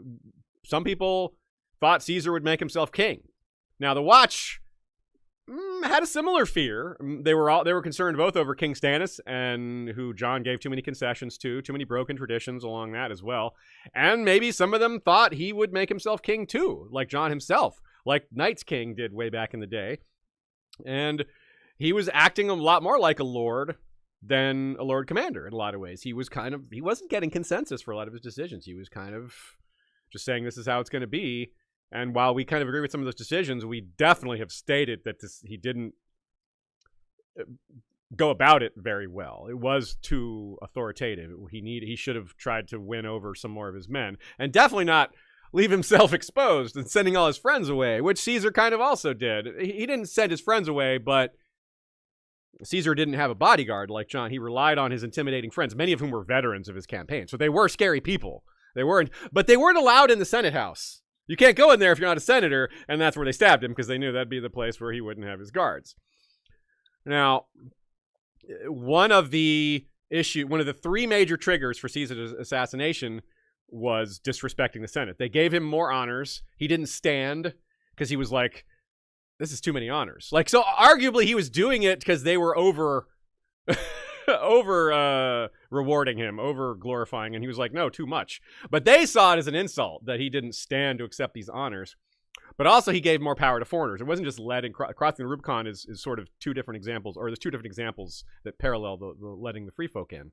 One is the one Sean said. One is that he gave more powers to foreigners. There were Gallic and German and other foreigners given seats in the Senate and things like that, and other leadership positions, which a lot of Romans, very conservative traditions, did not like that. Same as the free folk. It's been this way forever. Not only did he let people in, he gave people like Leathers positions of authority. That guy's trading their recruits now. That is very offensive to traditionalists. And even Caesar didn't let women into the Senate, right? Like John, put women on the wall, even so. Yeah, exactly. So you're right. He put women. He spear wives. He was like, well, we need everyone we can get. And to him, it just makes logistical sense. To us, it's the same, but to them, it's like, we've never done this before. Women, we can't count on them. Like, what if they stab us in the back? What if they run away at a crucial time? You know, they have all these. What if they prejudices. kill the Lord Commander? Oh, hey, well, imagine that. So so they see them as savages. They see not only are they the enemies, but they also see them as a lower people. They're not as cultured, not as civilized, which is exactly how the Romans saw these Gauls and Germans. They're like, oh, they have long hair and they smell bad and blah, blah, blah. You know, just stuff that's very just personal opinion. You know, not really, one isn't actually better than the other. It's just their very strict preferences. And even if maybe some of these decisions, you might see the logic behind them. And maybe even if you concede that he's got the authority to do this, whether you're talking about John or Caesar, it still gets you thinking along the lines of, what next? If he'll do this, what else would he do? You know? And like the idea that you're comparing the idea that he might like seize king-like power there. It's not crazy to think that he might take a contingency to Winterfell. Okay. So yeah, exactly, right? So it wasn't personal animosity, Nina points out. In both cases, Brutus liked Caesar. He saw him as a father. And Bowen Marsh maybe didn't see John as a son, because obviously the ages are flipped in this case. But he's crying when he does it. There's tears pouring out of Bowen Marsh's eyes when he stabs John. That is not the man who is like, yay, let's do this. This is, I have no choice from his perspective, right? And Nina writes the emotional toll that it took on him, that decision, the decision and the act itself. Yeah. And the consequences afterwards might be similar, because the assassination of Caesar did not really work out for those senators. They didn't reverse his changes. They didn't restore the Republic. And a lot of it ended up dead, thanks to Caesar's friends and his popularity and the transfer of power to people like Mark Antony, who riled up the crowds and made people remember how Caesar was so good to them. And war started back up again. The second triumvirate happened. Antony, Octavian, Lepidus, all sorts of stuff happened. Now, it won't be so big in terms of the entire nation going to war over John's death, but it is a reasonable guide for what will happen in the aftermath of John's stabbing. The conspirators won't be hailed as heroes, not by everyone. Some people will say, good job. But the free folk? John's friends? No, you could see it immediately turn to blood. And some of them are going to see it as a villainous act. Some of the Night's Watch will say, hey, it had to be done. But we don't know what's going to happen. By the time it's all said and done, when the scene is done, when more has passed, we might find ourselves with more parallels to the assassination of Caesar. Because frankly, we're still in the midst of this. It's still, like the book, it's John's final chapter. Like, we don't know what comes afterwards. But it's pretty interesting, right? Like, the end of the Roman Republic came not long after the death of Caesar. Is this going to be the end of the Wall or the Watch as we know it at the end of following the death of John? What do you think, Sean? It was the end of the Roman Republic, but just the beginning of the Roman Empire. Right. Now, Yes. I don't know if the Wall is going to become the Roman Empire, but Yeah. John may become some sort of supreme leader of Westeros, or whether it's to get troops to fight off is he king in the north? The yeah, others, right. But he, you could see him ending up in some very powerful position if he leads an army of, especially a coalition of an army, including wildlings or whatever, against the others. But maybe the North maybe mobilizes its military in general and becomes more powerful, and especially if the South doesn't support them once the war is over and they need to go deal with, I don't know, Cersei or Dany. It's hard to say, but that's a strong parallel, because you're right. If they tried to stop Caesar from becoming king by killing him and ended up starting the empire, and they created an emperor out of that. They tried to stop John, and he's going to maybe become king in the north after he rises. So that parallel could be even deeper than I first realized.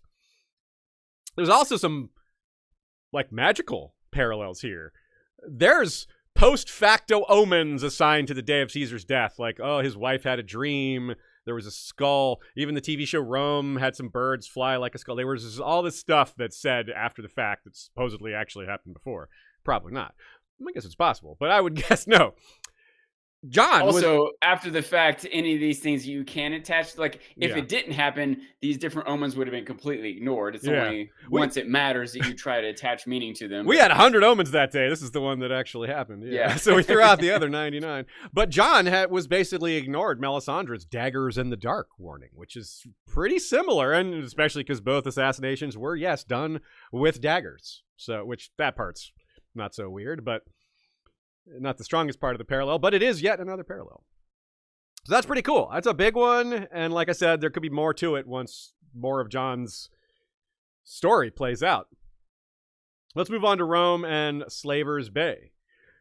With Rome as Valyria, it might be tempting to see Carthage as Slaver's Bay. There's a lot, and that is indeed a rich vein of parallel. The Punic Wars between Carthage and Rome have a lot of similarities between the wars between Valyria and Slaver's Bay. A good example of a false Roman story comes to us here. It said that Rome sowed the fertile lands of Carthage with salt after conquering them, after destroying them. But most modern scholars doubt this because salt was really expensive back then. Really expensive. So this would have been extremely costly, so not very likely to have happened. And George uses a line like that, though, when describing what Valyria did to Old Gis after defeating them the 5th time. There were 3 Punic Wars between Rome and Carthage. Rome won all 3. There were 5 wars between Valyria and Slaver's Bay, and Valyria won all 5 of those. So you can see the parallels there. George, again, just made it a little bigger, adding 2 more on the top and throwing dragons in there. And he said when Old Gis was destroyed, the city was annihilated by Valyria after that 5th one, which is what happened after the 3rd one. Rome was like, we're not going to let this happen again. We're just going to destroy Carthage, and this will never happen again. And that's basically what Valyria did. George wrote the line, the very fields were sown with salt, sulfur, and skulls. Probably not. The sulfur and the skulls would have actually helped the ground. Would have actually made the fields more fertile. There's a lot of salt and blood. That's true. But there's probably a lot of other nitrates and carbon and everything else that the field needs as bodies decompose too. So. Now, despite this Valyria, Carthage, Punic Wars, Slaver's Bay, Rome parallel, Slaver's Bay is very Roman influenced, and since that's our folks today, we'll stick with that. And I guess, to be fair, Carthage was also very Roman influenced after Rome conquered them. Haha. Just like how Valyria conquered Slaver's Bay, and now everyone in Slaver's Bay speaks Valyrian. So, yes, they still have a lot of their Giscari heritage, their traditions, the way they dress, but there's some undoubtedly Valyrian veneer over a lot of it. Weren't olive trees? Was that outside Marine? Yes. They had olive trees. That's a big, I think, parallel. Mediterranean food stuff. Anyway, yeah. So that's meant to make us think of that. I agree. A straightforward example: gladiatorial games. Now, in A Song of Ice and Fire, they're not called gladiatorial games. There's no word. Gladiator does not exist as a term. Fighting pits and pit fighters do, however. Nina points out Daznak's pit is very obviously drawing on classic Roman Colosseums. The lowest levels are reserved for the emperor, senators, and members of the equites class, which is the knights, basically, Roman knights, equites. Dany even spots the Graces in what seems to be a box opposite hers, just as the Roman Vestal Virgins were given pride of place in a box across from the emperors at the Colosseum. So even the layout of this Daznak's pit is very similar to the way a Roman Colosseum would be done. And yes, the Graces, don't forget, a lot of the Graces are virgins. So even that part is similar. Legion. The word legion comes from the Latin legio, and the meaning has changed over time. But basically, it's the largest military unit in the Roman army. The term apparently existed prior to the Roman Republic, like back in the days of when Rome had kings. So really, really old school. But George didn't give that to Valyria. There's no Valyrian legions that we know of. The term legion is only used in Slaver's Bay that we've seen so far. It comes up several times, but only to refer to Slaver's Bay. Here's a quote that shows us how very, very far back this dates. This is Krasnis Monaklas speaking through Missandei to Daenerys as translator. The Unsullied have something better than strength. Tell her. They have discipline. We fight in the fashion of the old empire, yes.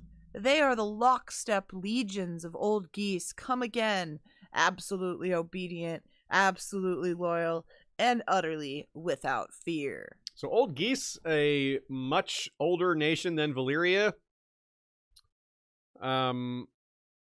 acquired its early and ancient empire based on the strength of their loyal, fearless, and disciplined legions. Those legions conquered the surrounding areas. We don't know much about the founding of Old Geese. We do have some art that might represent what they look like. Old Geese, as drawn by Sanrixian, an empire of old geese. I found it funny earlier this episode when you said Old Geese. I know, and I realized I don't say that. Got to say Old Geese to set up the joke. It was a mistake on my part. Yeah, there's these old geese. I would not mess with that kingdom. Yeah, don't move there. Do not live under the kingdom of Old Geese, the empire of Old Geese. Also, if you say Gis, you might affect how we pronounce Annies. You don't want to do that. So. Oh yeah, we gotta go east on everything. No anus allowed on this stream. No anus. Now, we don't know much about the founding of Old Geese and what style of government they had, but of course they said it was an empire, so that gives us a pretty strong clue. But regardless, this is very similar to what happened with Rome in their early days. They eventually dominated some very powerful smaller neighbors who were, as small as they were, the Samnites and the Etruscans and some other nearby people, Campanians. But the Roman legion was superior, not because of the men fighting with their shields and swords were just better, but they came up with a better strategy, a better way to manage their army, and that was such an effective thing that it worked on all their neighbors and kept working for centuries. And this is similar, apparently, to what Old Geese did. And they expanded outside their territory because of this extremely well-organized, extremely disciplined military, and that's the key here. What Krasnis Monaklas says is discipline is what was crucial. And indeed, discipline was crucial for the Roman Empire, for the Roman Republic, for their legions, and they were strict. They would, at night, build an entire fort every night. They would dig ditches, and every single day they would build a fortified camp to sleep in so they could not be attacked. They took very few chances, or maybe zero chances, depending on how you look at it. And the Unsullied are kind of similar, or at least that's what they're going for here. And if what Krasnis Monaklas is saying is even remotely true, it was that way for their citizen armies back in the day. Tokar versus toga. Very similar. Once again, this is a Roman-style dress, but we have no evidence that it existed in Valyria. It's a Slaver's Bay thing. The toga. Let's talk about the toga compared to the tokar, but even though they're very similar. At first, the toga was usually woolen, usually white, round, and that is what defines it. The roundness is what set it apart from other antiquity-style cloaks, which were usually square. That was new to me. I didn't realize that. Yeah, isn't that neat? That's kind of cool. Yeah. So it was draped over the left shoulder and worn about the body.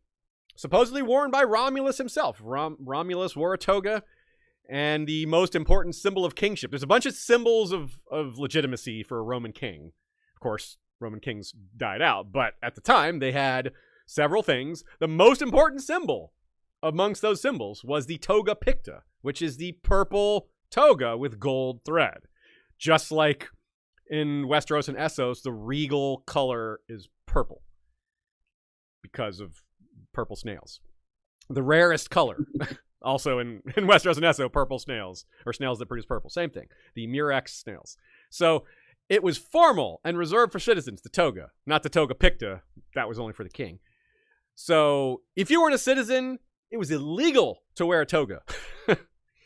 Getting your first toga was like a rite of passage, like in adulthood. You're becoming a man or a woman, but usually women wore a different garment. At first, the toga was for all genders, but it was eventually replaced by the stola, which is like a stole, right? Similar term. The toga was set aside on Saturnalia, which was something like opposite day, Roman opposite day, which is when the slaves take place with the masters. You switch places for a day. Even that has a little bit of a parallel in A Song of Ice and Fire, because Astapor's Butcher King Cleon invoked a permanent Saturnalia. All the masters became slaves, and all the slaves became masters under his rule, which, of course, didn't last very long. Lower class, but eventually it changed. Like all things, the upper classes sometimes kind of build walls around it. Lower class citizens stopped wearing togas. Then eventually middle class citizens stopped wearing togas. Eventually only the highest classes started wearing them, and eventually only on special occasions. And it started to spread more variety. Instead of the plain white woolen standard, it started to add lots of colors and styles for different events. There was like party toga and wedding toga and inauguration togas and all these things. No longer were they only woolen, but you didn't want it to be silk because that's too feminine and too Eastern. So togas are supposed to be manly. So despite the colors and everything, they still had to be manly, and you couldn't be too ostentatious or feminine. The poet Virgil wrote, Romans, lords of the world and the toga-wearing people. So he's definitely drawing a distinction between toga-wearing people as better, as somehow superior, more civilized, which, you know, I would disagree with, but it certainly is certainly an opinion that was held. Augustus, aka Octavian, right, first Roman emperor, he was very socially conservative. He wanted Romans to return to the old school togas. He decreed that anyone attending the theater in colored or dark or dirty clothing had to sit in the back. The front seats were for people wearing togas. So it was important not just for like official events, but for just social events. There's this kind of funny part of me that's like imagining some of the social events I go to. Imagine if it was like people in fits only at the front. If you're in casual clothes, if you're in jeans and a t-shirt, you will sit at the back. I think it's laughable and wrong, but I would be in the fits, so I would like this policy. Yeah, you can kind of see how things like this still happen to this very day. You know, there's black tie events and there are ball gown parties. You gotta wear a costume. You know, like a lot less restrictive and not so important. But still, that vibe. I still think it's a difference between like this is a black tie event only, or you can wear what you want, but you will only sit in a good seat if you're in a good out. Like there's a slight difference there that I really like. Some clubs won't let you in if you're wearing a ball cap or sneakers or whatever. I think I'm used to that policy of you can't come in. I'm not used to. We will treat you differently. You can come in, but you got to stand in the back. That's the part that we're not used to. That's really sticking with me. But and it's interesting because a lot of times maybe you want there to be a certain vibe or you want to look nice. I'm thinking about that John Wilson episode where they like. He wasn't look like he had enough fun at the MTV party. You know, like you need to get out. You're on. Dude, you don't look like you're having a good time. You need to be like, yeah. But also the thing is that a lot of times this is racism in disguise. Like, you know. Yes, your proper dress is just really just this is just how my culture dresses. And this is considered hot, you know, like fancy in my culture. What was it in Curb Your Enthusiasm where Leon he gets asked to like take off his do-rag or whatever, and he's like, this is like an ascot. Yeah. This is an ascot. You can't ask me to take this off. Yeah, I love that. So let's move on to the Tokar for the comparison now. So here is a quote, the first time we ever hear about a Tokar. It was the fringe on the Tokar that proclaimed a man's status, Dany had been told by Captain Grolio.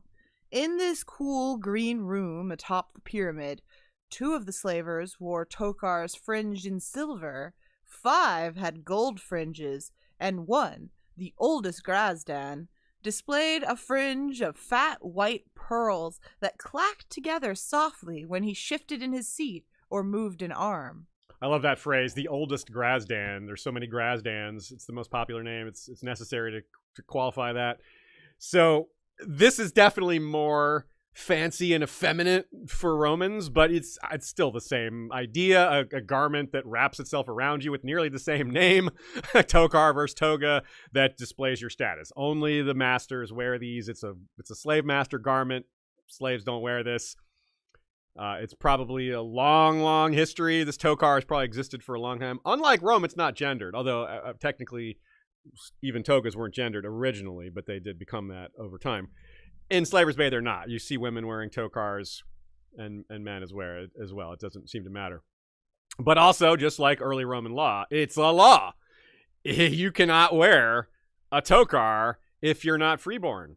That's the law in Astapor. It's probably the law in Meereen and Yunkai as well, but specifically we only hear about it in Astapor. That Krasny's Monaklos, the first one, is the first person we see to wear one. I say he was very doomed, of course. It was a sea green silk Tokar, and I say was because it was almost certainly burned with him because Drogon got him good. Now he is shown holding it on, like you have to keep one hand on it to keep it on, which is just to show that you can do that because you don't need to do any work. I can use one hand to hold my garment up because I'm so rich that my slaves do everything else for me. And in his other hand, a whip. Extremely symbolic. It tells you everything you need to know. Fancy garment and whip. Like, if you saw fancy garment and whip, wouldn't you think slave owner? Like, that screams slave owner. But George is... go ahead, John. Depends on what club you're going into. That's true. It might just be a BDSM thing, yes.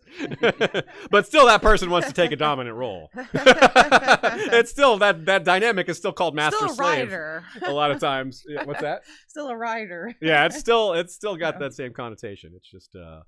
It also has, consent embedded into it, unlike real slavery. So... But look how George uses it. This is something I think is great. This is more than just a Song of Ice and Fire peril. It is that also, but this is just great writing. George focusing on the Tokar and showing how it is both what marks them for death because of the evil and also what makes them an easier target. Quote. A cat comes in at the wrong time. Yeah. Okay. Then the plaza of punishment blew apart into blood and chaos. The good masters were shrieking, stumbling, shoving one another aside and tripping over the fringes of their Tokars in their haste. Drogon flew almost lazily at Krasny's, black wings beating. As he gave the slaver another taste of fire, Irri and Jiki unchained Viserion and Rhaegal, and suddenly there were 3 dragons in the air. When Dany turned to look, a third of Astapor's proud, demon-horned warriors were fighting to stay atop their terrified mounts, and another third were fleeing in a bright blaze of shiny copper. One man kept his saddle long enough to draw a sword, but Jogo's whip coiled about his neck and cut off his shout. Another lost a hand to Riccaro's arak and rode off reeling and spurting blood. Aggo sat calmly notching arrows to his bowstring and sending them at Tokars. Silver, gold, or plain, he cared nothing for the fringe. Those last 2 lines, calmly notching arrows to his bowstring and sending them at Tokars. Not at people, at Tokars. Not at good masters, at Tokars. That's the symbol. That's the thing that needs to die. Silver, gold, or plain, he cared nothing for the French. That's such a good line. I mean, that whole scene is incredible. It's one of the most like raw yes moments of the whole series. It's you don't necessarily see it coming. Every time I read it, it makes me excited. Yeah, it's great. Long after that. That did like peel it back down for Negrandus too, to remind you of the French and the Tokars. Just like pull those details in and put you in Algo's shoes for a minute. It's really great. It was so good. Long after that, when she's also beaten Astapor entirely, she's claimed her unsullied and conquered Marine.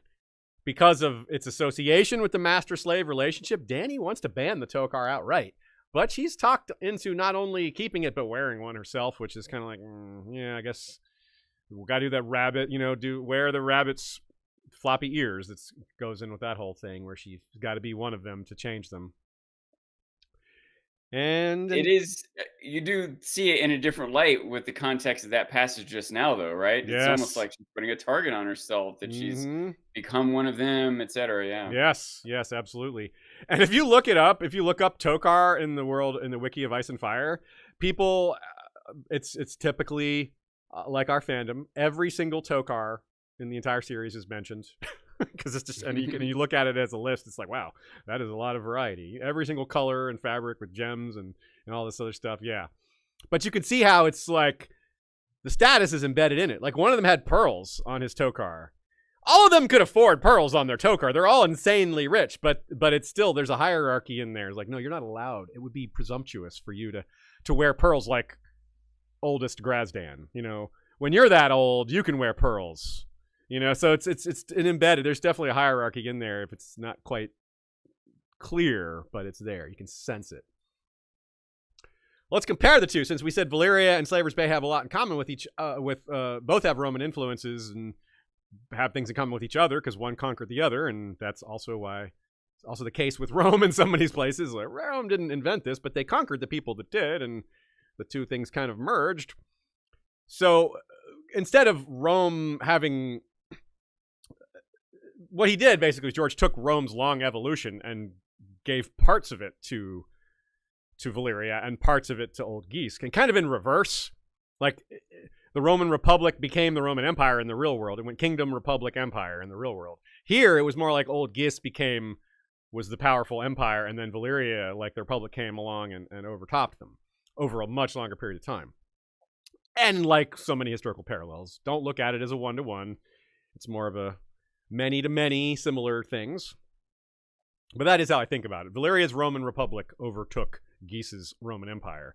And I kind of guess they both started with kings. They both started with individual rulers. That maybe that wasn't the official title king, but it's how so many ancient societies started. It's a reasonable guess. But not an assumption we should be certain about. Let's talk about Rome and the Great Empire of the Dawn. A nation that preceded either Valyria or the Giscari. The Bloodstone Emperor was said to worship a black stone that fell from the sky, and that was led to the betrayal and the blood betrayal, and which caused the Long Night, according to that particular legend. There's other reasons for the Long Night in other legends, but this is one of them. Let me tell you of Sextus Varius Avitus Bassianus, a.k.a. Heliogabalus, a.k.a. Elagabalus, which was the same name as our Arab Roman sun god. Yes, this guy named himself after a god. He was an Arab Roman himself, related to a royal Roman family and the royal family of Syria. So he was royal on two sides, and he was the emperor of Rome as a teenager. Yeah. He was assassinated by the Praetorian Guard after only 4 years in the year 222, which, funnily enough, is exactly 100 years after the construction of Hadrian's Wall began. And let me tell you why they killed him. Well, at least part of why. There were a lot of reasons. He flaunted a lot of Roman religious and sexual traditions, and which I have explained earlier, they were very conservative about. And it's a major parallel here because that's what the Bloodstone Emperor was doing. He was trying to change their religion, trying to start a new cult, a new form of worship.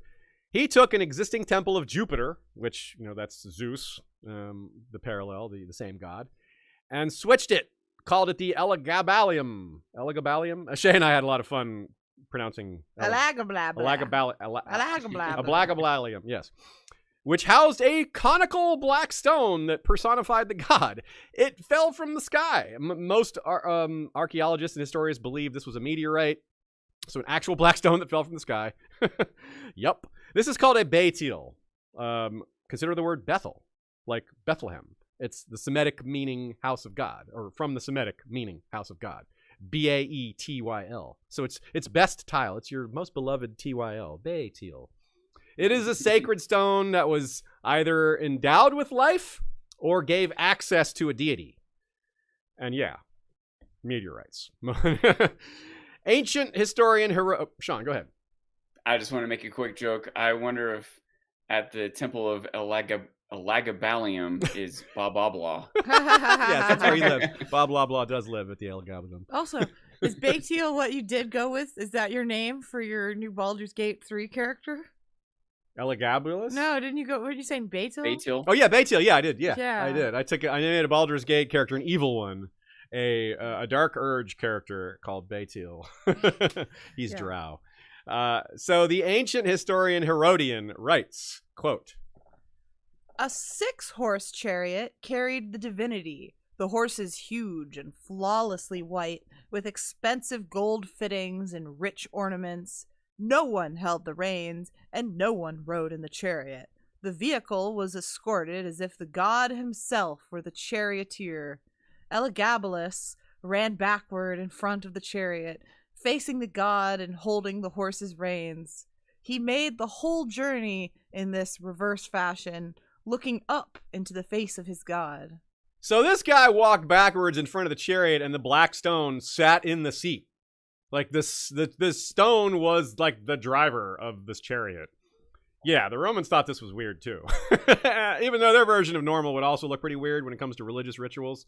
No matter how you slice it, though, getting people to switch gods is a tall task. Cough, cough. Stannis, Melisandre, free folk. You know, they're nothing like Elagabalus, Stannis and Melisandre, but they do have lots of aggressive conversions attempted or otherwise on their resume. It just doesn't go very well. Like forceful conversions. Like the whole nature of belief is you have to believe it. You can't like forcing someone to believe. It just goes against the whole idea of faith and belief in the first place, right? Forcing it. Yeah. You know, this reminds me a little of that one Martin book, or I don't know if it's a whole book, a short book, where these stones were sort of captivating people. Oh, yeah. Maybe directing them. And 7 times never kill man. That's it. Yes. That. I bet he took some inspiration from this. Yes. The idea of how this stone has this ruler under its control almost, you know. Those were little black pyramids sent by the Harangans to pretend to fit people's religious beliefs and make them fall deeper into religious awe and zealotry. Yeah, it's a really good story. We talked about it during, I think, the Pact episode of Valar Rereadus. I'm not sure. It was definitely one of our Werewood Children of the Forest episodes. I think we might have done a whole episode on it. I think we did a whole episode about it. Yeah. Well, it was a big part of that one. Either way, yeah, we did. We definitely have talked about it. We've talked about the Blackstone in the Great Empire of the Dawn episode, I believe, as well. I mean, the Elagabalus part of it. Anyway, the quote continues here. There's more Elagabalus craziness. "Elagabalus forced senators to watch while he danced around the altar of Elagabal to the sound of drums and cymbals, and that each summer solstice became a great festival to Elagabal, popular with the masses because of its widely distributed food. During this festival, Elagabalus placed Elagabal on a chariot adorned with gold and jewels, which he paraded through the city, after which he threw gifts into the Roman crowds." I should have altered that quote to have it say Elagabal more. Yeah, you should have. I mean, that was hard for me to keep a straight face because of how silly we got before the episode saying Elagabalus. I was cracking a smile as I read this, like really struggling not to laugh. So was the Temple of Elagabal next to the Tower of Babel? Blah, blah, blah. Well, I was saying I should just call him Gabby. Gabby, yeah, just call him Gabby. Yeah. So Gabby was, what did I say before about Romans and how men had to be not effeminate and all that? Dancing around and adorning a chariot with gold. This is not masculine in their eyes at all. Nor is this stuff about the changing of sexualization. Yeah, this was unpopular with Roman elites. Not unpopular with the masses, as it says, because he gave out food. Again, the bribery thing. This didn't have to do with elections because he was an emperor. He didn't have to be elected, but it mattered. His popularity amongst the people still matters for his political career. We have associated tales of human sacrifice along with Elagabal. May not have actually happened because there was efforts to make him look worse after the fact, even though he looked pretty bad anyway. But he may have been getting children from noble families and sacrificing them, which also happened under the Bloodstone Emperor, because there was human sacrifice under the Bloodstone Emperor. And it's an example of several things, this tale, this story. It's a piece of Roman history that doesn't necessarily sound all that Roman, right? This stuff, it's like a Roman emperor did this, but if you didn't attach Roman emperor to that, you wouldn't guess it. You'd guess something else. The name doesn't sound Roman. It just wouldn't sound all that Roman. It didn't originate in Rome. It came from Arabia, from Syria, and was brought over to Rome by an Arab Roman emperor.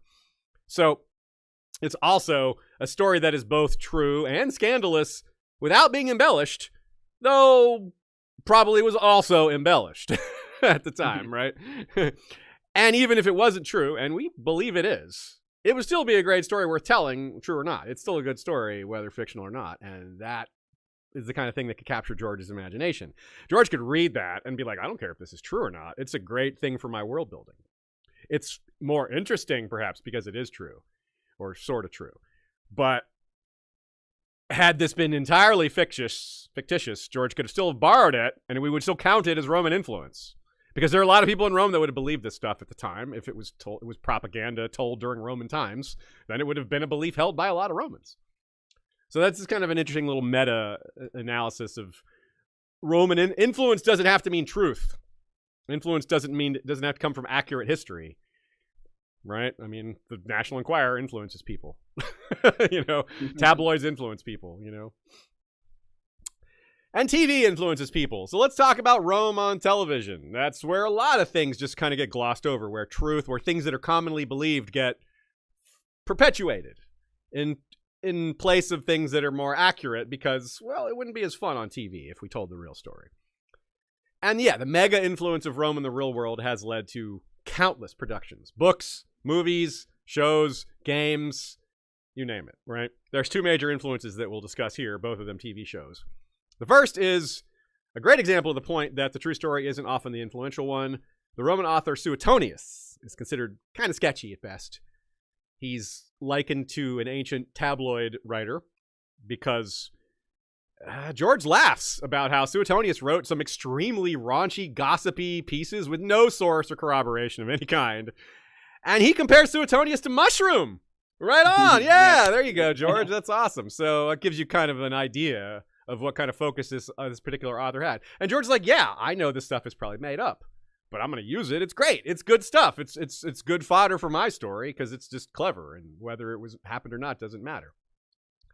Before going on to point out that Suetonius's version is what also inspired Robert Graves to write I, Claudius, which is the first TV show we'll talk about. But this is one of those rare examples where George was more influenced by the TV adaptation of I, Claudius than the books. He, of course, has consumed both. So let's talk about I, Claudius. The show is framed as Emperor Claudius, who was the fourth Roman emperor, telling his biography. So it's like a framing device where he's old and dying. I mean, he's not like on his deathbed, but he's old and he knows his time is shortish. So he's writing a biography, dictating a biography. And so he's telling the tale of his family. And his family is Augustus and Tiberius and Caligula and Livia and lots of these famous names, Agrippina, lots of famous Roman names. And Claudius's own ascension to power is kind of similar to Aegon the Unlikely because he was not considered a candidate. He was very far down in the line of succession. He has physically some things in common with Bran and Tyrion, had a lisp, which made people not take him as seriously. He had a limp. And he was a scholar. So it's kind of like Maester Aemon in that sense, where he was a historian and that was kind of where his focus was. His family didn't like him that much because he was too honest in his writings, historical writings. He wasn't like favoring to his own family. He more just told the truth, and they didn't really like that, which kind of made him unpopular within his own family. And as I said before, there was no line of succession directly, but there was a bunch of people who were candidates to be the heir, to succeed Tiberius, or rather to succeed Caligula, and there wasn't really a custom developed yet. Like he was the fourth emperor, so yes, it's customary for the Roman emperor to choose his heir, but that custom was brand new at this point. Even sometimes the custom still takes time to develop all its protocols and etiquettes and trappings, traditions, and so on. But Roman adoption was well established at that point. So even you could adopt people into the imperial family, you could adopt people into a noble patrician family. So why not the imperial family? Most of the show is flashbacks then, of course, because he's telling the story of his family and his own history. So, and it's basically the time period is just after Caesar's assassination to his own reign, which of course, fourth emperor. So we're talking about, about 100-year span. Everything in between. Augustus's reign was really long. It was a 13-episode miniseries. It aired back in 1976 to 1977. The books were written starting back in 1934, so quite a while ago. George himself says that George Baker, who played who was the actor for the role of Tiberius, who was the second Roman emperor, and was, Claudius was around Tiberius a lot. George says that Tiberius is a big influence on Stannis. Quote, Baker was one of the unsung heroes of Claudius. Derek Jacobi and Sean Phillips got an incredible amount of praise for their portrayals of Claudius and Livia, deservedly, while Brian Blessed and John Hurt were already well established and well recognized. But I never felt Baker got nearly enough attention for his Tiberius, a thankless role, since the character was so unlikable, but one that he performed brilliantly. There's a lot of his Tiberius in my Stannis, for what it's worth. George would later add that Stannis is righteous, and Tiberius isn't. That's one major difference there, as Tiberius isn't like about doing the right thing. He was more about doing things, and he was aggrieved. He fought a lot of battles, fought a lot of wars for his family, and didn't think he got enough praise for it, didn't get thanked enough, was very bitter about it. Does sound like Stannis. That's familiar for sure. I wonder if Stephen Delane is aware of this. I wonder if he watched Claudius to play Stannis. It's possible. Stephen Delane said he was very confused about Stannis, about his role. He's like, I don't understand this character. So that might have helped. So here's a quote from I, Claudius, the book, a short one. Tiberius never gave his men a smile or a word of praise, and often overmarched and overworked them. Let them hate me, he once said, so long as they obey me. You could definitely hear Stannis saying that. I mean, pretty much Stannis has said that, like just in slightly different words, right? Tywin and a few other leaders are like that too, but you can see why George specifically singled out Stannis as the one who most fits that. Nina also points out that the story of Sarah Targaryen is very similar to Augustus and Julia from I, Claudius, because Augustus was a lot like Jaehaerys, sexually conservative, wanted his daughters to be all chaste and virtuous, and so did Augustus want that about Julia, and Julia was not about it. Just like Sarah was not about it. She's like, nah, I want to do my thing. I want to get out there and have some fun, and Augustus and Jaehaerys didn't like that. So overall, I, Claudius is absolutely jam-packed full of intrigue, violence, ambition, powerful people doing callous things, and of course, incest. Yes, there's incest. We've talked about the accursed kings a bajillion times on the show for good reason, and George loves it. He's called the accursed kings the French I, Claudius. So there you go. Nice comparison, but two things that he loves. He says he's seen I, Claudius at least 20 times, the last time maybe being during COVID. He definitely said he watched during COVID. He found out that one of his assistants hadn't seen it, so they watched it all together. Yeah, that's often how you end up seeing something 20 times, is you're like, what? You haven't seen that? Let's watch it together. And you get to vicariously live through someone else, which is one of my favorite experiences I've ever had, which is just reliving my favorite shows through someone else. Love it. George it's also worth noting George did a lot of work in TV. So the idea that he would have been influenced by TV is not surprising. TV shows have writers, and they also get to incorporate acting and editing and all these other elements of art. So the idea that he would be influenced by TV shows as much as books doesn't surprise me, and I think is good. Yeah. He gets a better feel for how to organize his story and put imagery on screen, and it's not surprising that his books translate well to shows, because at least subconsciously he's presenting it the way that we have for generations been presented literature. Yeah, I agree with that. Well said. So, and he says it still holds up after all this time. He says it's still worth watching because what makes it good is the writing and the acting. Yeah, there's like nothing to do at all with production. It's a production wise, it's bottom of the barrel. But he says it's like matter. A play. It's like they're just filming a play. Exactly. Yeah. Like he says, you can see like the columns move and flap in the air when people pass them by, and because it's just a stage. It is a stage production, but it doesn't matter. He's like, what the acting is just so good that who cares? And I get that. So I have seen it technically, but I was so young when I saw it that I remember so little of it. I'm gonna have to check it out again. So 13 episodes again, folks. It's pretty easy to find apparently. I think it might just be on YouTube, but. Anyway, there's a great little point here, too. George's love of I, Claudius expands into his personal life in another way. Here's a quote about this is from our interview with George, to be clear as well. I mentioned I, Claudius, that I loved. So we had a cat named Augustus, and we had a cat named Caligula, which, of course, is Roman for little boots. Paris is not as big a fan of Rome as I am, and refused to call him Caligula. She always called him Boots. But Augustus and Caligula, sadly, are both gone. Although Sid, my assistant, who's been coming and going, that's the one he watched I, Claudius with, to be clear. Yeah, it clearly had an influence on her, given this next part. Without any inspiration from me, completely independently, she has a cat named Caligula and a cat named Claudius. And that was where I was going. I wanted to name our next cat Claudius. I wanted to name a cat Messalina for his wife. Paris threw down the gauntlet, said, no, you've had your Romans. Now it's my turn to name the cats. You had your Romans. She went with a bunch of Irish names. She likes her Irish history, to be clear. Paris, he should have said she put her boot down. And said, her little boots down. She put her Caligulas down and said no. Yeah.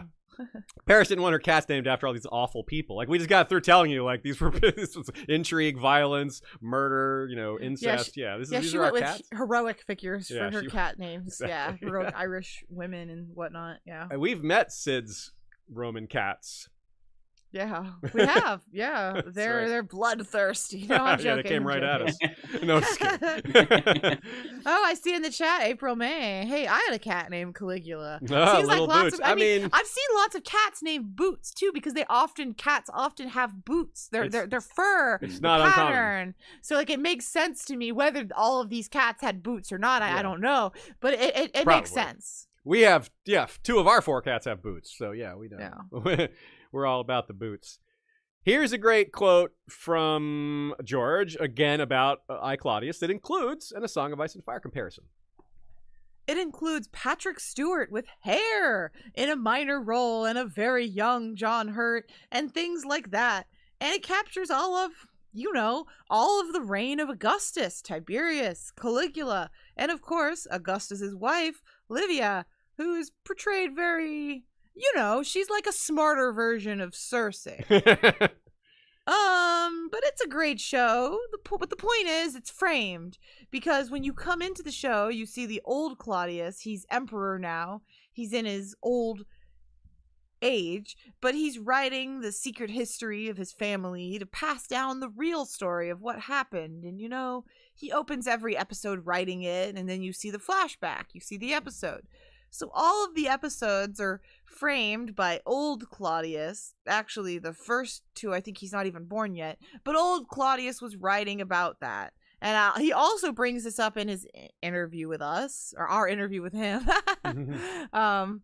in which he compared it to how he wanted that to be the framing device for House of the Dragon. That same type of thing. You would have Archmaester Gildane telling that story. Telling the story. He was quite fond of it. And we mentioned not many things do that these days. Yeah, really. he said that style has fallen out of favor in Hollywood. It used to be more common, that framing device, but it's not so popular now.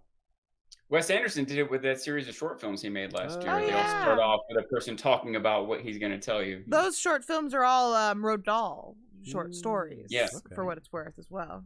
So, if you're curious, Patrick Stewart played Sejanus, who was the commander of the Praetorian Guard, and had a Kristen Cole-ish type role where he moved higher up and got more and more involved in politics, which a bodyguard really shouldn't be doing, but it happens.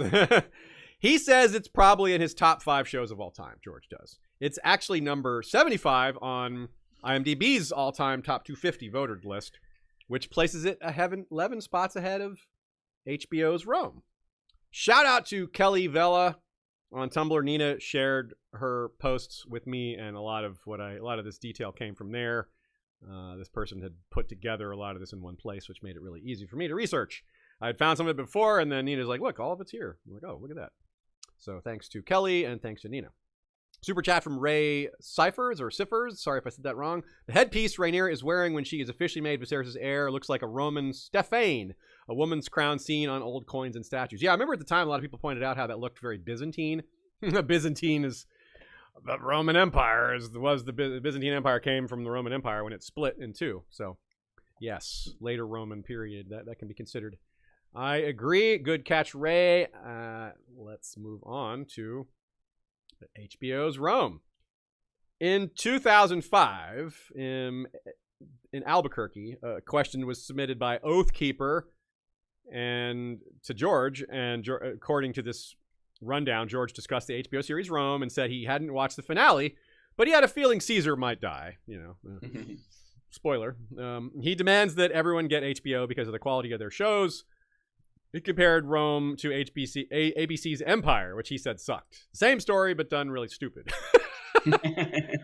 George actually wasn't as big a fan of season 2 of Rome because it was very rushed, which it was very rushed. They had to wrap it up. They piled a bunch of history into a short period of time because they knew the show was getting canceled.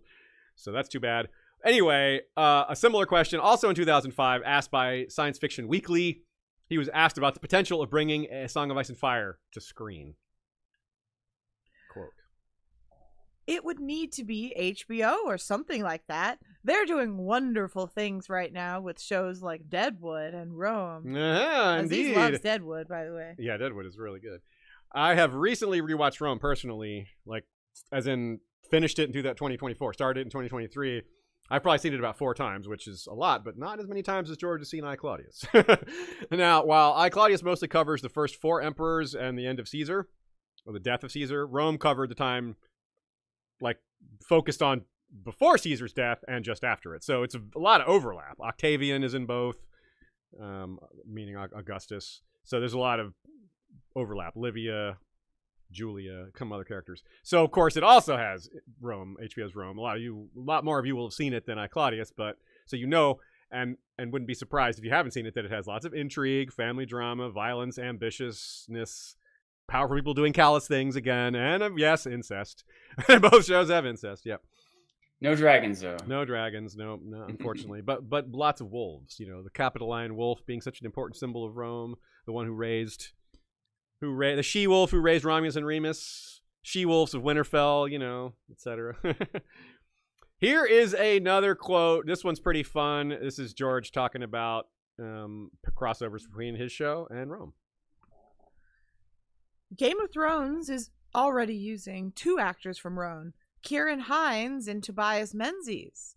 But the casting on that show was marvelous, and I am a huge fan of many of the other actors who appeared with them, including Ray Stevenson, Polly Walker, Max Purkis, Carrie Condon, Ian McNeice, Indira Varma, David Bamber, and, yes, James Purefoy and Kevin McKidd.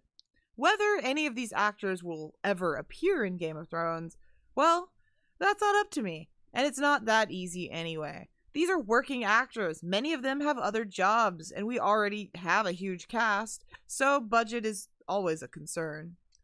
So, yeah, Heinz was Mance and Julius Caesar, as we said earlier. Tobias Menzies was Brutus and Ed Muir Tully. And so he said, I won't know if anyone else will ever be in the show. And one of them did. Indira Varma was in Rome and did end up in Game of Thrones. She was Ilaria. She was Niobe in Rome. And she was Kevin McKidd's wife. He was Lucius Vorenus. Now, Kevin McKidd was a very, very popular fan cast as John Connington. The seething rage of Vorenus. He's really good at playing a constantly angry guy, which is perfect for John Connington. And he's a big, muscular redhead, which is also what John Connington is. It was so perfect. And that fan cast has endured over the years because nothing ever came to replace it. No actual actor was cast to be John Connington. So that remains in our memory as a perfect casting that was never, like, overtaken by someone else being on the show. He was never cast at all. I'm curious, those of you in the fandom, how many of you see Kevin McKidd when you picture John Connington? Because I definitely do. Yeah. It was, I honestly, there were very few alternative fan casts in like gift sets, edits on Tumblr and stuff back in the day.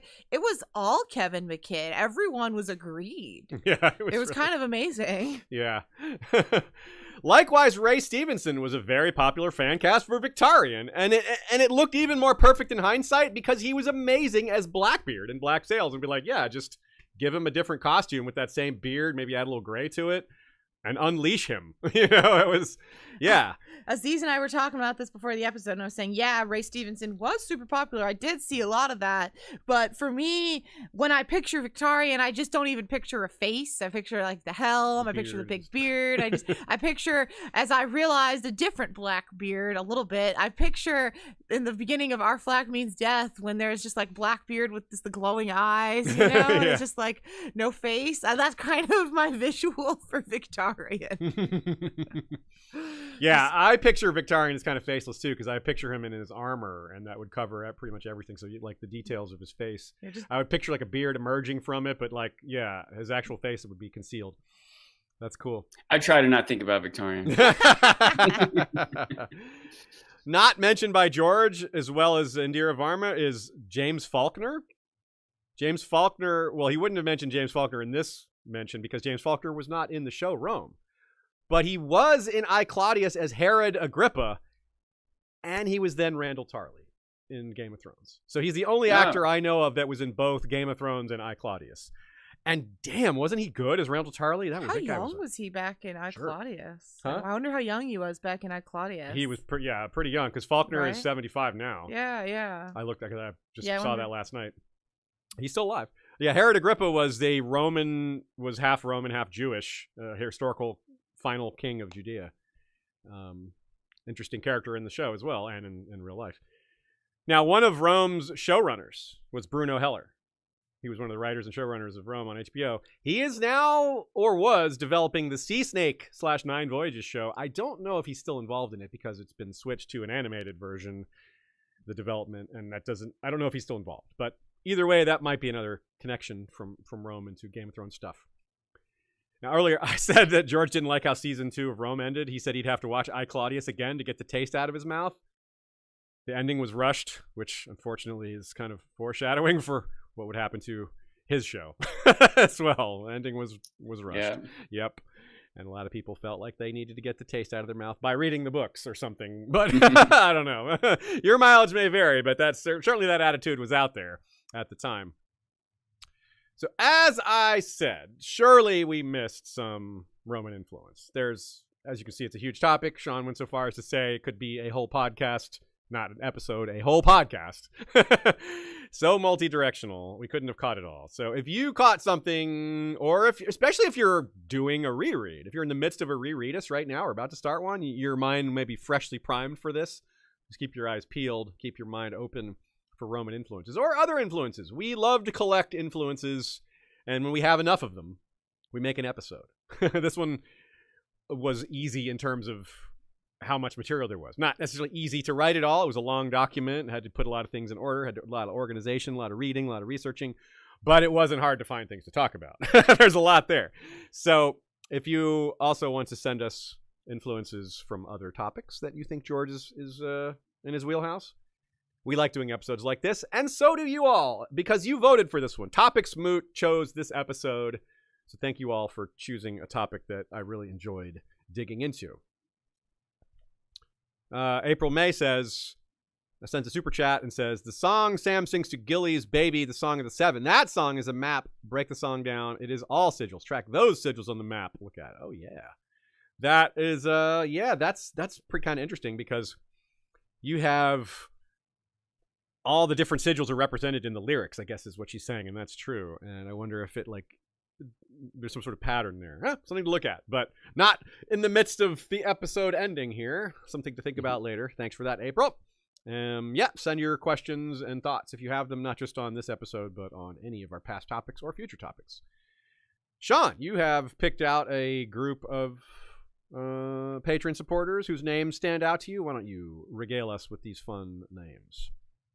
As always, I've got a couple old and a couple new. We've got the Bastard of the Bay of Seals, a friend of the Night's Watch, commanding a ship made entirely of werewood. By the way, that's cool as hell. We got Derek Dark, First Sword of House Blackfire.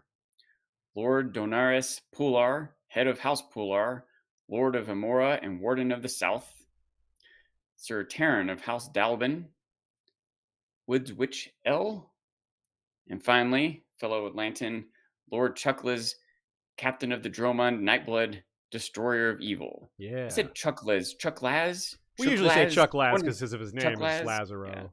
Yeah. So cool. Yes, thank you. You can also get a fun nickname like this by signing up to join us on patreon.com/history of Westeros. We really appreciate your support. The podcast industry has not been doing great lately. It had, the 2 steps forward, 1 step back thing that a lot of rising industries have.